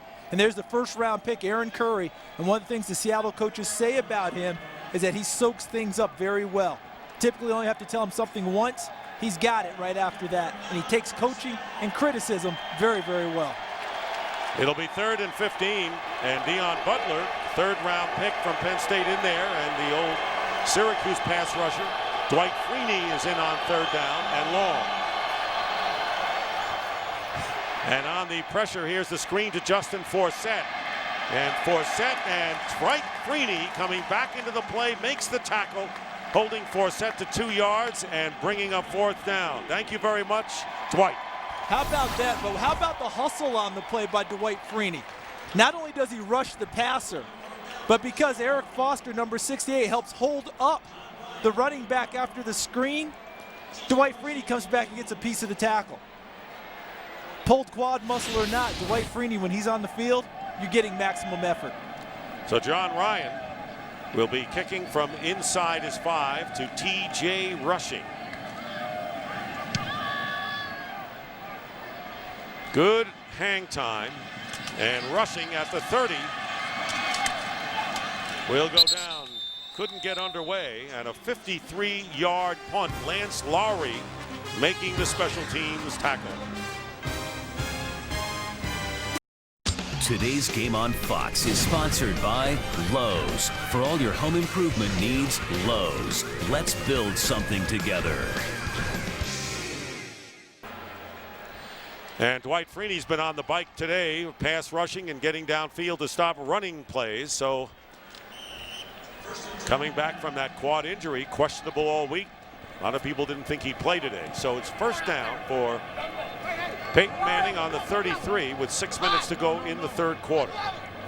Donald Brown, the rookie from UConn, running the ball and picking up a couple of yards on first down. Tapp making the tackle. So the youngsters coming up big today as the Colts returned home after 2 road games. And that included Collie and Garcon, the wide receivers, and of course Donald Brown. Yeah, Austin Collie, a true rookie. Pierre Garcon really spent a redshirt year last year getting tutored by Marvin Harrison. Donald Brown, another rookie, all contributing big today. Second down and 7.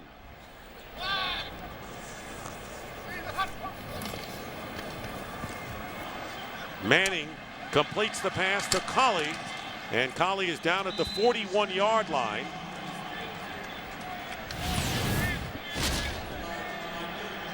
Take a look at what these guys have done today. Pierre Garcon on the corner, catching the pass. Donald Brown with the touchdown run. Then Garcon again. Beautiful throw by Manning. And then how about this? Austin Collie in the end zone with a great catch. 3rd and 2, and the Graybeard has achieved another little accolade for himself, which we'll tell you about. 3rd down and 2 at the 41-yard line.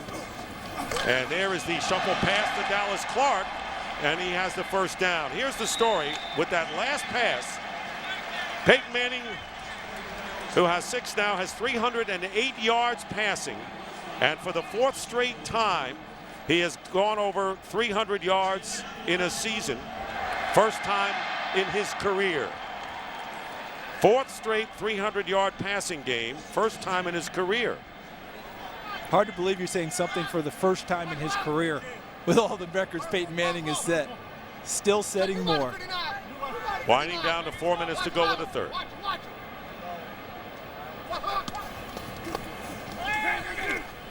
Fake the run and taking the shot downfield and overthrowing Reggie Wayne. Ken Lucas covering and Wayne claiming he was interfered with. And the official saying that it was not a catchable pass. For pass interference, the ball was ruled uncatchable. Yes, the field judge Buddy Horton telling Reggie Wayne uncatchable, thus there can be no penalty. Peyton Manning off of a play action fake gets the one-on-one matchup he wants, which is Reggie Wayne. And see the official? He's going to motion and tell Reggie Wayne, see the motion over his head? That's the signal for uncatchable ball. And you wonder that maybe if he didn't slow him up, it would have been catchable downfield. And I think that's what Reggie Wayne was trying to tell him. 2nd and 10. Handoff to Donald Brown, and nothing there as he is stopped immediately. And it was Patrick Kearney, first time we mentioned Kearney's name, who has been the premier pass rusher for this team. Quick. And look how fast they just went. Intercepted by Ken Lucas. So they hurry it up, double time it, and Lucas gets the interception. And the Seahawks get it back. Trying to go to Wayne on that one. Great day for Peyton Manning, who threw the interception on the last play. 26 of 32 for 307 yards. 4th straight game he's gone over 300. And Edgerrin James is in the game now, and he's up top as a receiver to the right. First down, the pass up the middle, tipped and nearly intercepted by Antoine Bethea.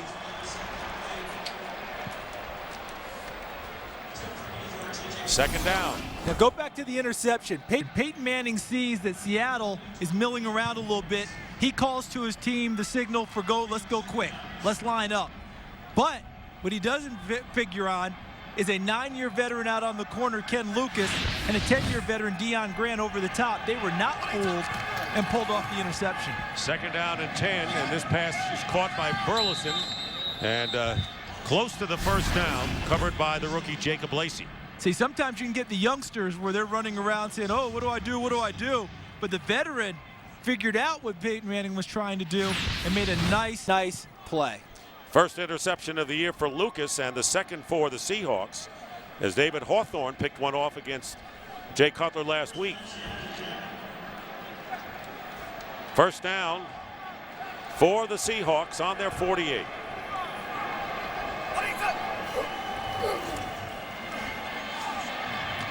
And a completed pass to the 45 to John Carlson, picking up 7 with 3 minutes to go in this third.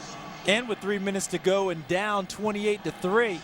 Seattle does not have to go to a full hurry up, Dick, but I think they have to have a little more alacrity in and out of the huddle, getting to the line of scrimmage, starting to move the pace a little bit more if they hope to get back into and win this ball game. Get me a dictionary. To go forth with enthusiasm. 2nd down and 3, plenty of time, and they go to James out of the backfield, and his extra effort, the missed tackle made by Clint Session, and a first down at the 40 of the Colts for Edgerrin James, getting 6 tough yards. Here's the crowd with it. Appreciate it. How often do you cheer an opposing player putting a move on one of your own players?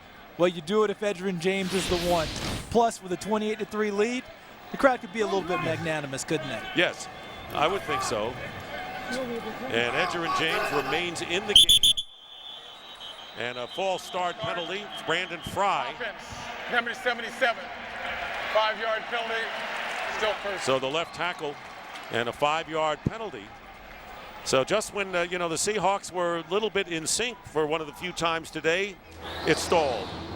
Get right back out of sync, unfortunately. Now they're discussing it. And because Seattle was adamant about Clint Session, number 55 for Indianapolis, jumping.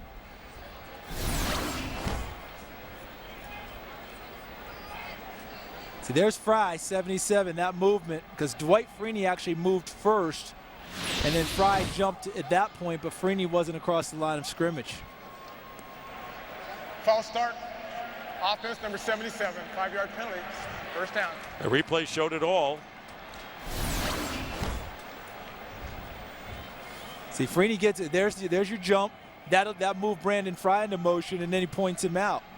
Without it, you know it was him. Look, sir.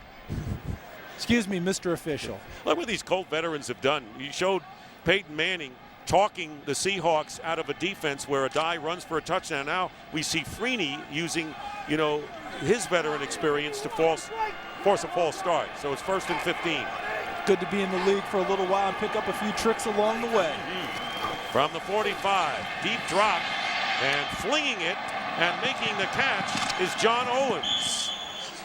And Owens is tackled after an 8-yard gain to the 36 by Powers. So Seneca Wallace, a little unorthodox, got the job done on that play. And I don't think the Colts are ever going to be confused with being an all-out blitz type team where you look at them coming from every angle, every play. But they have definitely increased the number of times they're going to bring extra guys in pressure. Very nicely done by Seneca Wallace, avoiding the pressure and finding Owens in the flat. 2nd down and 7. Wallace's pass, and the Burleson can't make the grab. He had Powers with him. So 3rd and 7 coming up. And that's a rookie out on the corner. Started the season opener, had a little bit of an injury. We're talking about Powers out on the corner working against Burleson in the ISO. Look how he goes up and gets his hand between Burleson's hands as he tries to make the catch. They say he's a very mature rookie. They actually jokingly call him the old man. Wallace pretty good on 3rd down passing. See what happens here with 7. Wallace getting out of trouble, and the ball is loose, and the Colts may have it, and it looks like Freddie Keaho on top of the ball. Mathis forced it away, and I believe Keaho recovered for Indy.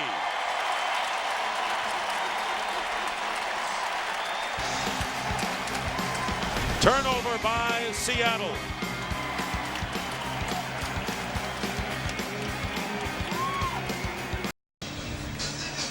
Well, Robert Mathis swatted the ball away, and since 2002, Freeney and Mathis 1-2 for most forced fumbles in the National Football League.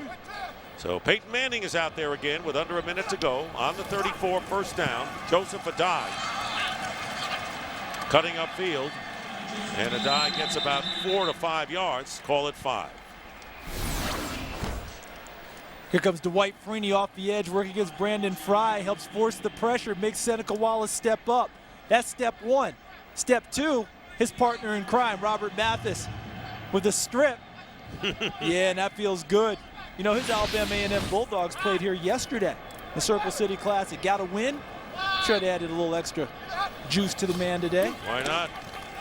Field was good for them. It's good for the Colts today, and the pass caught by Dallas Clark, and another 1st down into Seahawk territory to the 46, 15 yards, and that'll be the last play of the 3rd quarter, and it's been all horseshoes today, and that is the end of the 3rd quarter with the score.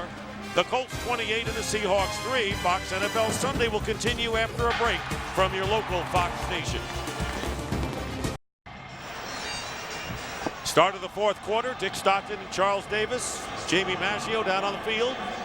28-3, the Colts lead, and a 1st down on the 43 of the Seahawks. What's getting under his skin now?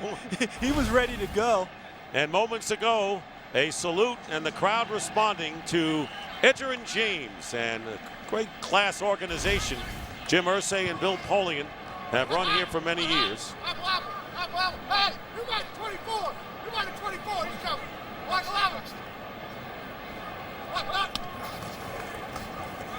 Hand off to Joseph Adai, and Adai gets to the 44-yard line. And thanks for the memories for Edgerrin James. See you soon in the Ring of Honor. And we told you earlier they gave him a Super Bowl ring when he left the club a year before they won the Super Bowl, beating the Bears. And you know, the class of this organization, we mentioned Irsay and Polian. Hey, Tony Dungy, class man as you'll ever find. Followed that, and Jim Caldwell follows in his footsteps. And you mentioned earlier Jim Irsay sending Edgerrin James a Super Bowl ring after that, saying, hey, you were a big part of this even though you weren't here that year. 2nd down and 9. Pressure on Manning goes down, but it's caught by Reggie Wayne. And a 1st down, so Manning hits the deck for the first time thanks to Brandon Mebane, but he gets 12 yards and a 1st down anyway, but let's wait. I think they're saying he did not catch the football. Oh, yes. Touched the ground, the point of the ball, right? He ended up catching the back end of the football, or the top as it went down, and there it is hitting the ground clearly. Nice job by the officials. Wayne wearing the pink gloves. Of course, the wristbands, NFL towel. Celebration of the Breast Cancer Awareness Month. Pink, blossoming color here and everywhere in the NFL. 3rd down and 9. Pressure again, and the middle screen to Joseph Adai, but he's hit and down immediately by Aaron Curry. And a 2-yard pickup, and it's 4th down. And that's a really nice tackle by the rookie Aaron Curry. What's the hardest tackle in football? Open field tackle against a shifty back or receiver. Watch Aaron Curry come under control, wraps up, puts him down right on the spot. And earlier you showed where Gus Bradley was teaching Aaron Curry. There is Nate Burleson, Pat McAfee, 7th round pick from West Virginia. Punting for the 2nd time. Flag is down and trying to keep it in the field of play. Bounces into the end zone, but let's see the call.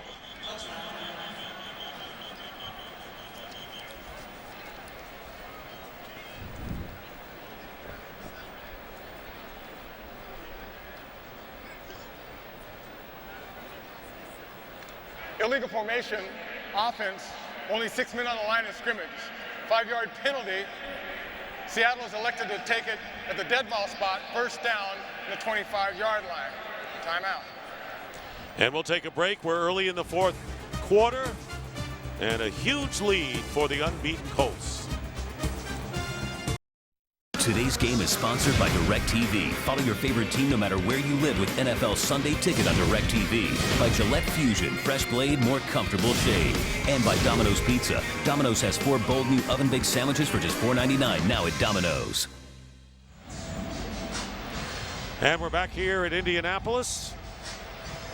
Haven't needed Adam Vinatieri's foot in crucial situations today. It's been 2 touchdown passes by Peyton Manning and 2 running scores. And now Seneca Wallace back at the helm and a 1st down at the 25, and down he goes. 4th sack of the game by the Colts, and it's Dwight Freeney. Remember, he wasn't going to play, but Dwight Freeney, who had 2 sacks last week, picks up another here. Just the quickness again. Freeney coming off the edge, uses his patented spin move, and then bowls his way past Brandon Fry to pick up another sack. In the last 7 years, Dwight Freeney ranks behind Jason Taylor for the most sacks in the league. Loss of 8 yards, they'll run it to Julius Jones. And Jones will bring it to the 19. Melvin Bullitt, the strong safety, comes in there after a gain of 2. You know, we talked about the spin move of Dwight Freeney, and then he bowled his way past. This is a power spin. Look at that. Takes him, and then the inside arm just knocks Brandon Fry backwards before he bowls over the quarterback. Not just a spinner, power spin. So there's the numbers that we just were talking about. Taylor leading Freeney. Crowd still hungry. They're on their feet at 3rd and 16. And the pass incomplete to Burleson. And coverage on the play by Jacob Lacey, who's getting A lot of action today, and fourth down coming up, and a kicking situation once again for Seattle. Colts do such a great job of identifying talent that fits their system. Jacob Lacey is an undrafted free agent, did not get drafted at all. He comes in and now is playing quite well for them. Bill Polian identifies these guys each and every year. Jeff Saturday, their Pro Bowl center, wasn't drafted, right? Ryan Lilja, their starting guard, not drafted. Kyle Devan, who's playing a lot, not drafted. But they all can play. Here is Rushing. Trying to get outside, and he may do some business if he does. And it's the punter, John Ryan, the punter, rides him down. Otherwise, who knows what would have happened. A 22-yard return by T.J. Rushing. We'll be back. And it'll be first down at the 48-yard line of Seattle.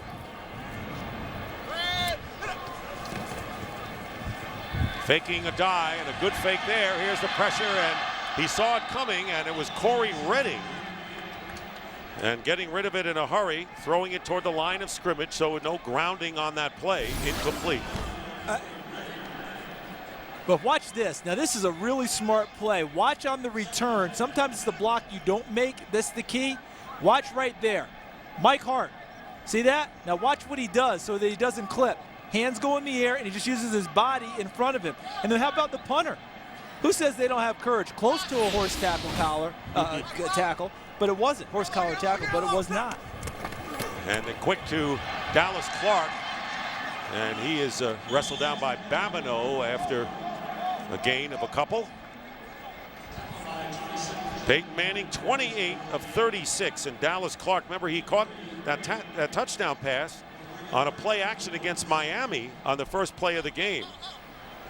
Yeah, it led to a huge yards after the catch night for him. Set the tone for the Colts, who did not have the ball much. Only 14 minutes and 7 seconds in that game, and still won it. Dallas Clark again goes split. He's wide, but not at the line.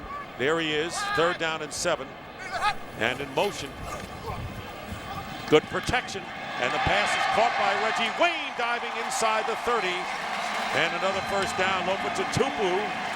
Put him down, and now the ball is at the 27 of Seattle. An 18-yard pickup between those two familiar cohorts. And what the Colts do is they cross-train all of their receivers, meaning they use them at all the different positions so that when they call plays, they try and find the best matchups for Reggie Wayne. They want him to be able to be in the slot, be outside. Doesn't matter whether he's on the left side or the right side. So all the other receivers have to know all of those positions too in order to create those opportunities for Reggie. Great balance. Wayne with 6 catches for 74 yards.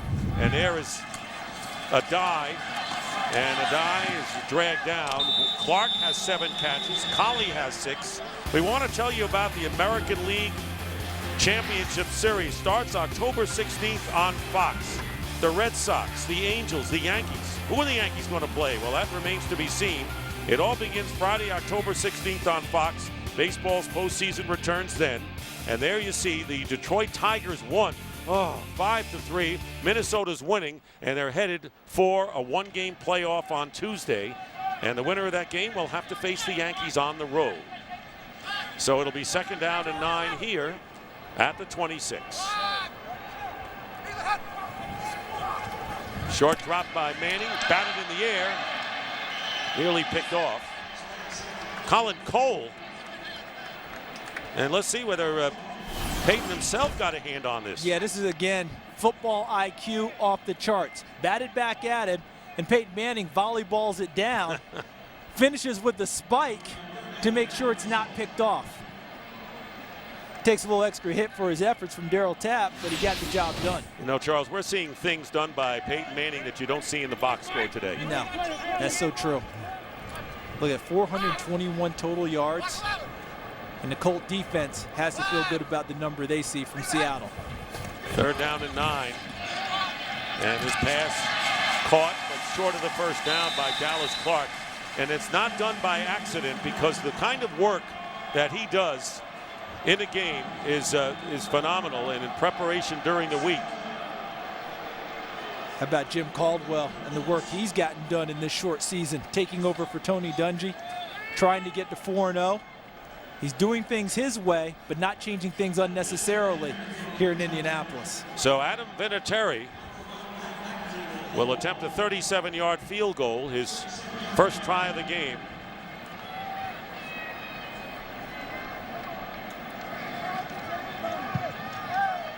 And Vinatieri's kick is good. He has missed 2 field goals already this year, but this one is good. And Jim Caldwell's Colts now lead it 31-3. Today's game on Fox is sponsored by Toyota.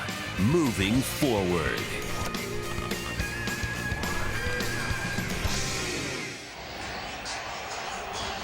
You know, a year ago, the Colts got off to a rocky start. They were 3-4, and then they went on a tear, won their last 9 games of the regular season before losing to San Diego in the playoffs. The Chargers have knocked them off the last 2 years.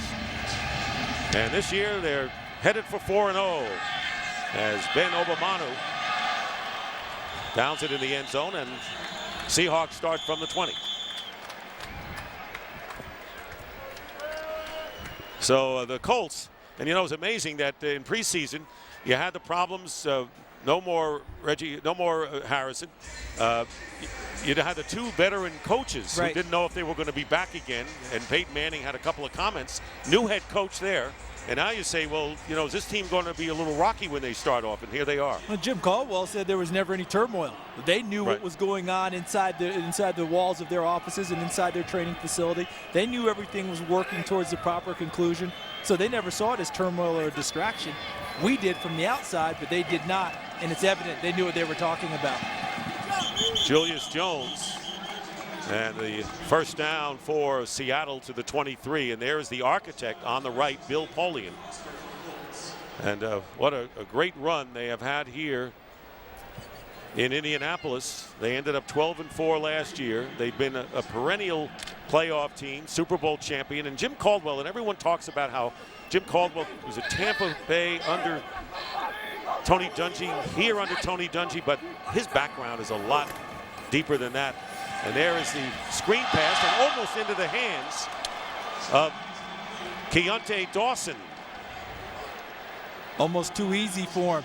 Probably surprised him to see the ball in his hands like that. Would have been an interception. And look at this, what the Colts have done. Best record in the NFL in the last 10 years. But you're talking about what he did in college, where he got his training. Ray Dempsey at Southern Illinois, where they won a national championship in 1AA. Joe Paterno at Penn State. Howard Schnellenberger at Louisville. Bill McCartney at Colorado. Wow. He took pieces of all of Dennis Green at Northwestern. Pieces of all of those guys helped shape him today. What a background. 3rd down and 7. Here comes the pressure. The ball is knocked away. It's a free ball, and the Colts have it. And it's Raheem Brock who is stopped inside the 5. And Robert Mathis did it again. He swatted the ball away earlier, and he stripped the ball away here. Take a look. Robert Mathis once again getting it done.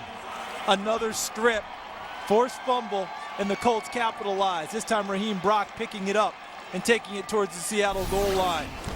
There's Mathis right there. He's going to come off the edge. Gets past Brandon Fry, the youngster. Finished rehabbed all week. And boy, how fun is that to rehab and know you have to face Robert Mathis and Dwight Freeney and Raheem Brock. Not a fun day for the young man. Maybe another week of rehab would be in order when you're going up against them. So you mean rehab or a day off? 5th sack of the game, and it's 1st and goal at the 5. Donald Brown, tailback, and they give it to Brown, and Brown gets to the 4. But what a defensive effort, and today, only 42 yards allowed on the ground. Now last week, they allowed 24 against the Cardinals, who just didn't run after most of the game, but 5 sacks, 2 forced fumbles, and a huge day for the defense. And this is a bounce back from a couple of weeks ago when Miami ran for 239 yards on the ground. Larry Coyer got this team back ready to play in a very short amount of time. 2nd and goal at the 4. Hank Baskett, the former Eagle, seeing his first action, but they go to Brown, and Brown fights his way to the 1.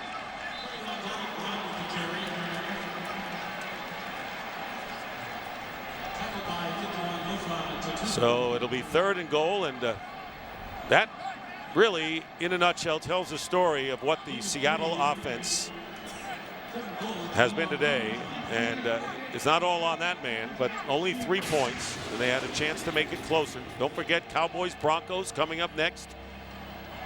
And the Broncos are undefeated. Can Tony Romo win it mile high? And that'll be the big question. Tough road place to play. How about Josh McDaniel, 3-0 out of the gate with Kyle Orton? You talk about turmoil in the offseason. No one saw this coming, did they? No. Timeout called by the Colts, and no expert predicted 3-0 start for the Broncos. So the first timeout by Indy, and with 7:03 to go in the 4th. It'll be 3rd down and 1. I think similar to earlier in the game when I felt like the Colts really wanted to pound it in and give their offensive linemen something good to feel, something to feel good about. I think we're in a similar situation here where, with this type of a lead, why not? Guys, see if you can blow someone off the ball and get this in the end zone. Look at the receiving and look at the yardage. 80 for Clark, 74 Wayne, 71 for Garcon, 65 for Collard. Look how they spread around the catches too. 8, 6, 3, 6. I think they've got Foster in the lineup as the fullback too, the backup backup defensive tackle. They do. 3rd and goal. Look how I'm going spread. This is Foster. Playing the slot. And Brown at the other slot, and there is a fade to Dallas Clark, and playing it perfectly was Deion Grant. So 4th down and goal from the 1. Well, Mr. Tennessee, Peyton Manning, tries to victimize another Tennessee All-America in the past, Deion Grant. Good job by Grant with the jam. Runs to the upfield shoulder, gets his head around. Excellent coverage, knocking that pass away from Dallas Clark. They'll talk about that at the Tennessee reunion next summer. And, Peyton Manning said maybe we go for it, but Jim Caldwell, who has a lot of class, you're not going to do that here. And Vinatieri will go for the field goal. You're not going to pour salt on the wound. This will be a 19-yard field goal attempt. Less than a chip shot for Vinatieri. Makes good. His 2nd field goal of the game, and the Colts add to their lead 34-3. This telecast is copyrighted by the NFL for the private use of our audience. Any other use of this telecast or of any pictures, descriptions, or accounts of the game without the NFL's consent is prohibited. Well, my partner Charles Davis at the outset say, hey, he's like Hannibal Lecter sometime. It can get in your head. That's what Peyton Manning can do, and has he ever today, as he has masterminded the offense and really overtaken Seattle, and they have the Seahawks talking to themselves over on the sideline. So Manning with 2 touchdown passes, a couple of touchdown runs, and a couple of field goals by Vinatieri as Obamanu returns the kick to about the 30-yard line. And let's get down to Jamie Maggio for a report. All right, guys, just want to give you an injury update. The Colts number 74, Charlie Johnson, has a left knee injury. His return right now is questionable. On the Seattle side, number 67, Rob Sims. He has a left ankle. He is questionable as well. Tough on that offensive line that is already thin. No question about it, Jamie. They were thin, and of course they long for Walter Jones to get back, and they hope he will. No guarantee there.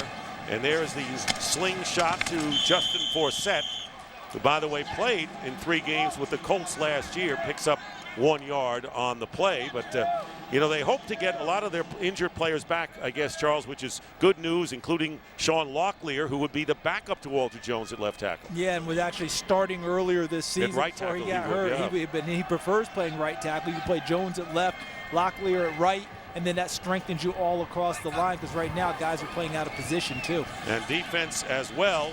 And there is the fullback, Owen Schmidt, for the first time in the game. And Seattle Seahawks next week play home against Jacksonville. And last time we looked doing a number on Tennessee. Yeah. And then Arizona, and then the bye and so forth. But Seattle has gotten off on the wrong foot this year. Now you can say, well, they beat the Rams 23-0. But after that, the injuries and the loss, especially of Hasselbeck, really have hurt. It's really been difficult. 2 years in a row, we're talking about injury issues in Seattle. knocking them off stride and not letting them go out and play to the best of their abilities. 3rd down and 8 for Seneca Wallace. And Wallace's pass is caught by Hushmanzada. And he is tackled at the 47, picking up 15 yards.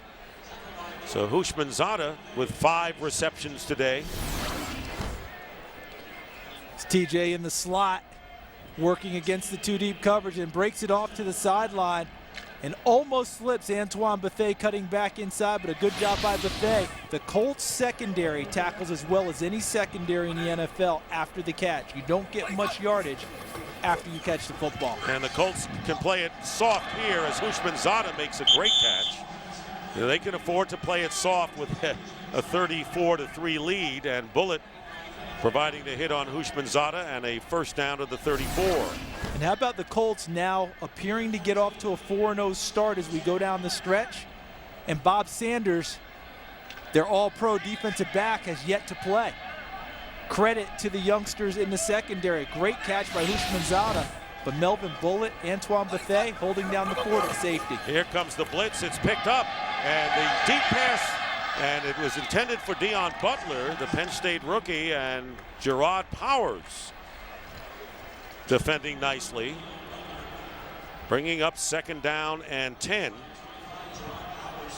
Well, you know, what are you going to say? The Seahawks, in their lime green jerseys last week at home, gave the Bears a tussle, and now back to their normal uniforms and going on the road, taking it on the chin against this Colt team. And they were more than ready to play last week against Chicago. In a lot of ways, left that game thinking they let one get away. And this pass is caught by Burleson. By the way, Jamie Silva has gone in for Bullitt at strong safety for the Colts. And let's face it here, they're playing the tougher quarterback and a better set of receivers than they played all year long. Yeah, but although last week Jay Cutler does a pretty nice imitation of what we're seeing here today, but collectively for the Colts with Manning and his receivers, very tough to defend. That's Jim Sorgi warming up and may see some action. And why not with this 31-point lead? Here is Seneca Wallace. Pass intended for Hushmanzada, incomplete. 31-point lead, and they still bring extra pressure. Marlon Jackson out of the nickel package comes with a blitz. Colts playing at Tennessee, and you know that the Titans are going to be very hungry next week in that game before the Colts bye week. Melvin Bullitt back in there at strong safety. 4th down and 2. Here comes pressure with Bethea coming in. Pass is caught by Carlson. 1st down, and they get a few more. And out of bounds with 3:40 to go. And a 12-yard pickup as the Seahawks convert on 4th down. Little zone blitz. Watch Raheem Brock, 79. He's going to back off into coverage, but he's no match for John Carlson. Out in the flat, Seneca Wallace finds the matchup he wants out of the zone blitz, reads it well, goes to the perfect target, John Carlson, to pick up the 1st down. Raheem Brock, and scheduled to start in place of Freeney. Freeney seen a lot of action today. Pass to Carlson, who gets to about the 7-yard line. 7-yard pickup for Seattle as the Seahawks trying to get into the end zone for the first time today for Jim Mora. So it'll be Dallas and Denver, a big one coming up next. They have met in Super Bowls past. So there's the upcoming schedule for the Colts and the upcoming quarterbacks in our doubleheader game, Tony Romo and Kyle Orton. 2nd and 3. Seneca Wallace will run easily into the end zone for the first touchdown of the game for the Seahawks. 7-yard scamper. And it's 34-9. Nicely done by Seneca Wallace. You know, sometimes you leave the back door open when you're bringing all that pressure. And that time Seneca Wallace saw the opening, darted through it for a touchdown for the Seahawks. Olindo Mare. 34-10 with just under 3 minutes remaining in the game. See, the pressure is going to come from the sides. Mathis, bottom, Brock at the top, and then the guys in the middle widened out also. Allowed Seneca Wallace to just jump into the hole and scamper into the end zone.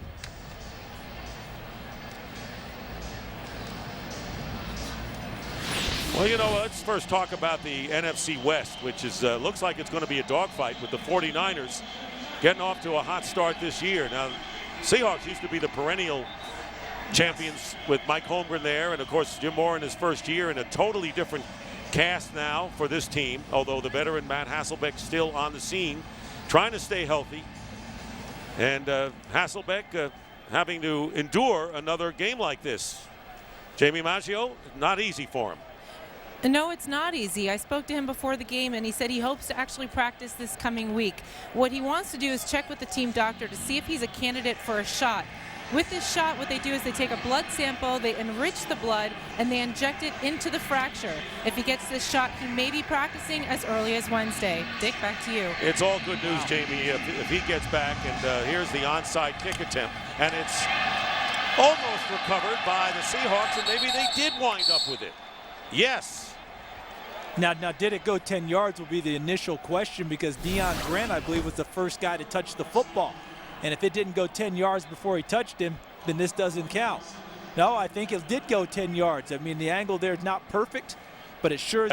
Peyton Manning looks like he had a 4-interception game over there instead of throwing for 353 yards and 2 touchdowns. Nice hustle down the stretch by Seattle. This is what a coaching staff looks for in games like this. Exactly right. First down, Seneca Wallace using his legs, throwing incomplete to Deion Butler, bringing up second down. Now, what about the Colts, who, you know, what they need to do after 2 great winning seasons is to get by the first round of the playoffs. First, you got to get there. They've lost to San Diego Chargers the last 2 years, 1 at home and 1 on the road.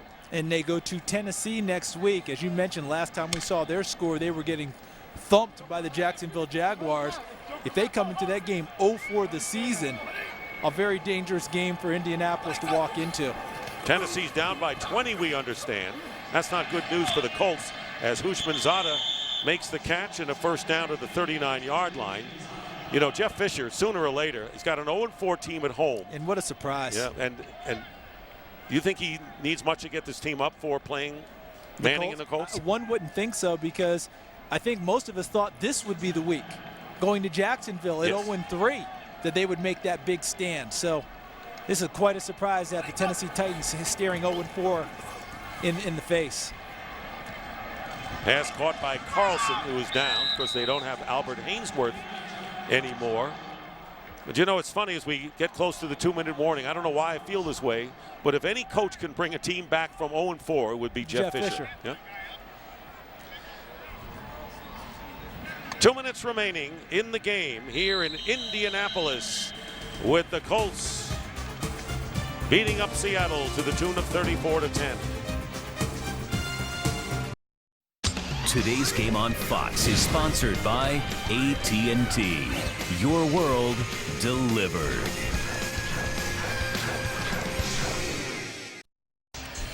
You know, the fathers of Peyton Manning and Matt Hasselbeck were Archie Manning and Don Hasselbeck, and they were together in their last years with the Minnesota Vikings in 1984. And those 2 young quarterbacks, 8 years old, used to play in that practice field. They go way back, a long way. And the pass caught by Hushmanzada to the 22-yard line. So the family goes on, and Eli Manning, who is the to success over Kansas City. What a day for the Mannings. Eli with 3 touchdowns and 1 pick. Peyton with 2 touchdown passes. So a very happy day for Archie and Olivia. Don't have to worry about consoling one. 550 yards of passing for the family. And there's some more yards for Seneca Wallace. Deion Branch making the catch. As we wind down to a minute remaining, and it'll be 1st and 10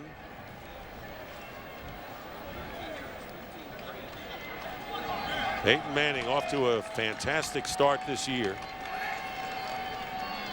As Charles pointed out, what a great show when he gets to the line of scrimmage. His pass is incomplete with 54 seconds. We want to thank our producer Fran Morrison and director Artie Kempner for their fine job leading our great production and technical crew. Marvin Kale, our technical producer today. Technical director John Howard. Audio mixer Jeff Cohen. Our associate director is Wayne Wilson, and the broadcast associate is Yvonne Wagoner. Studio show was produced by Scott Ackerson, directed by Bob Levy, and the associate director was Stephanie Medina. Under a minute remaining, 2nd and goal, and this pass is caught at the 5 by Forsett, and he's down at the 4. And we got some more. The highlights coordinator is Janice Casaza, and the Kansas City Giant game is in our future. When this game is over, we're going to go out there and you can catch Eli in the final minutes of that game. See whether he can get to 300 yards. 3rd down and 4. And Wallace's pass batted away. Tried to get it to Burleson, and a good play by Tim Jennings. And a flag is down with 22 seconds remaining. I can tell you, after Mike Carey tells us. Pass interference. Defense number 23. The foul occurred in the end zone. The ball will be placed at the 1-yard line. Automatic. First down. So it's on Jennings. Look at Jennings driving on the football. Got there just a tad too soon against Nate Burleson. Highlight coordinator Janice Casaza and the studio technical supervisor Jack Simmons. 1st and goal at the 1, and the Colts call a timeout. Indianapolis, their 2nd. Our supervisor of remote field operations is Jerry Steinberg. The senior producer of Fox Sports is Bill Brown, and the executive producers of Fox Sports are Ed Gorin and David Hill. And 22 seconds left in this game, and Seahawks just trying to cut the deficit a little more.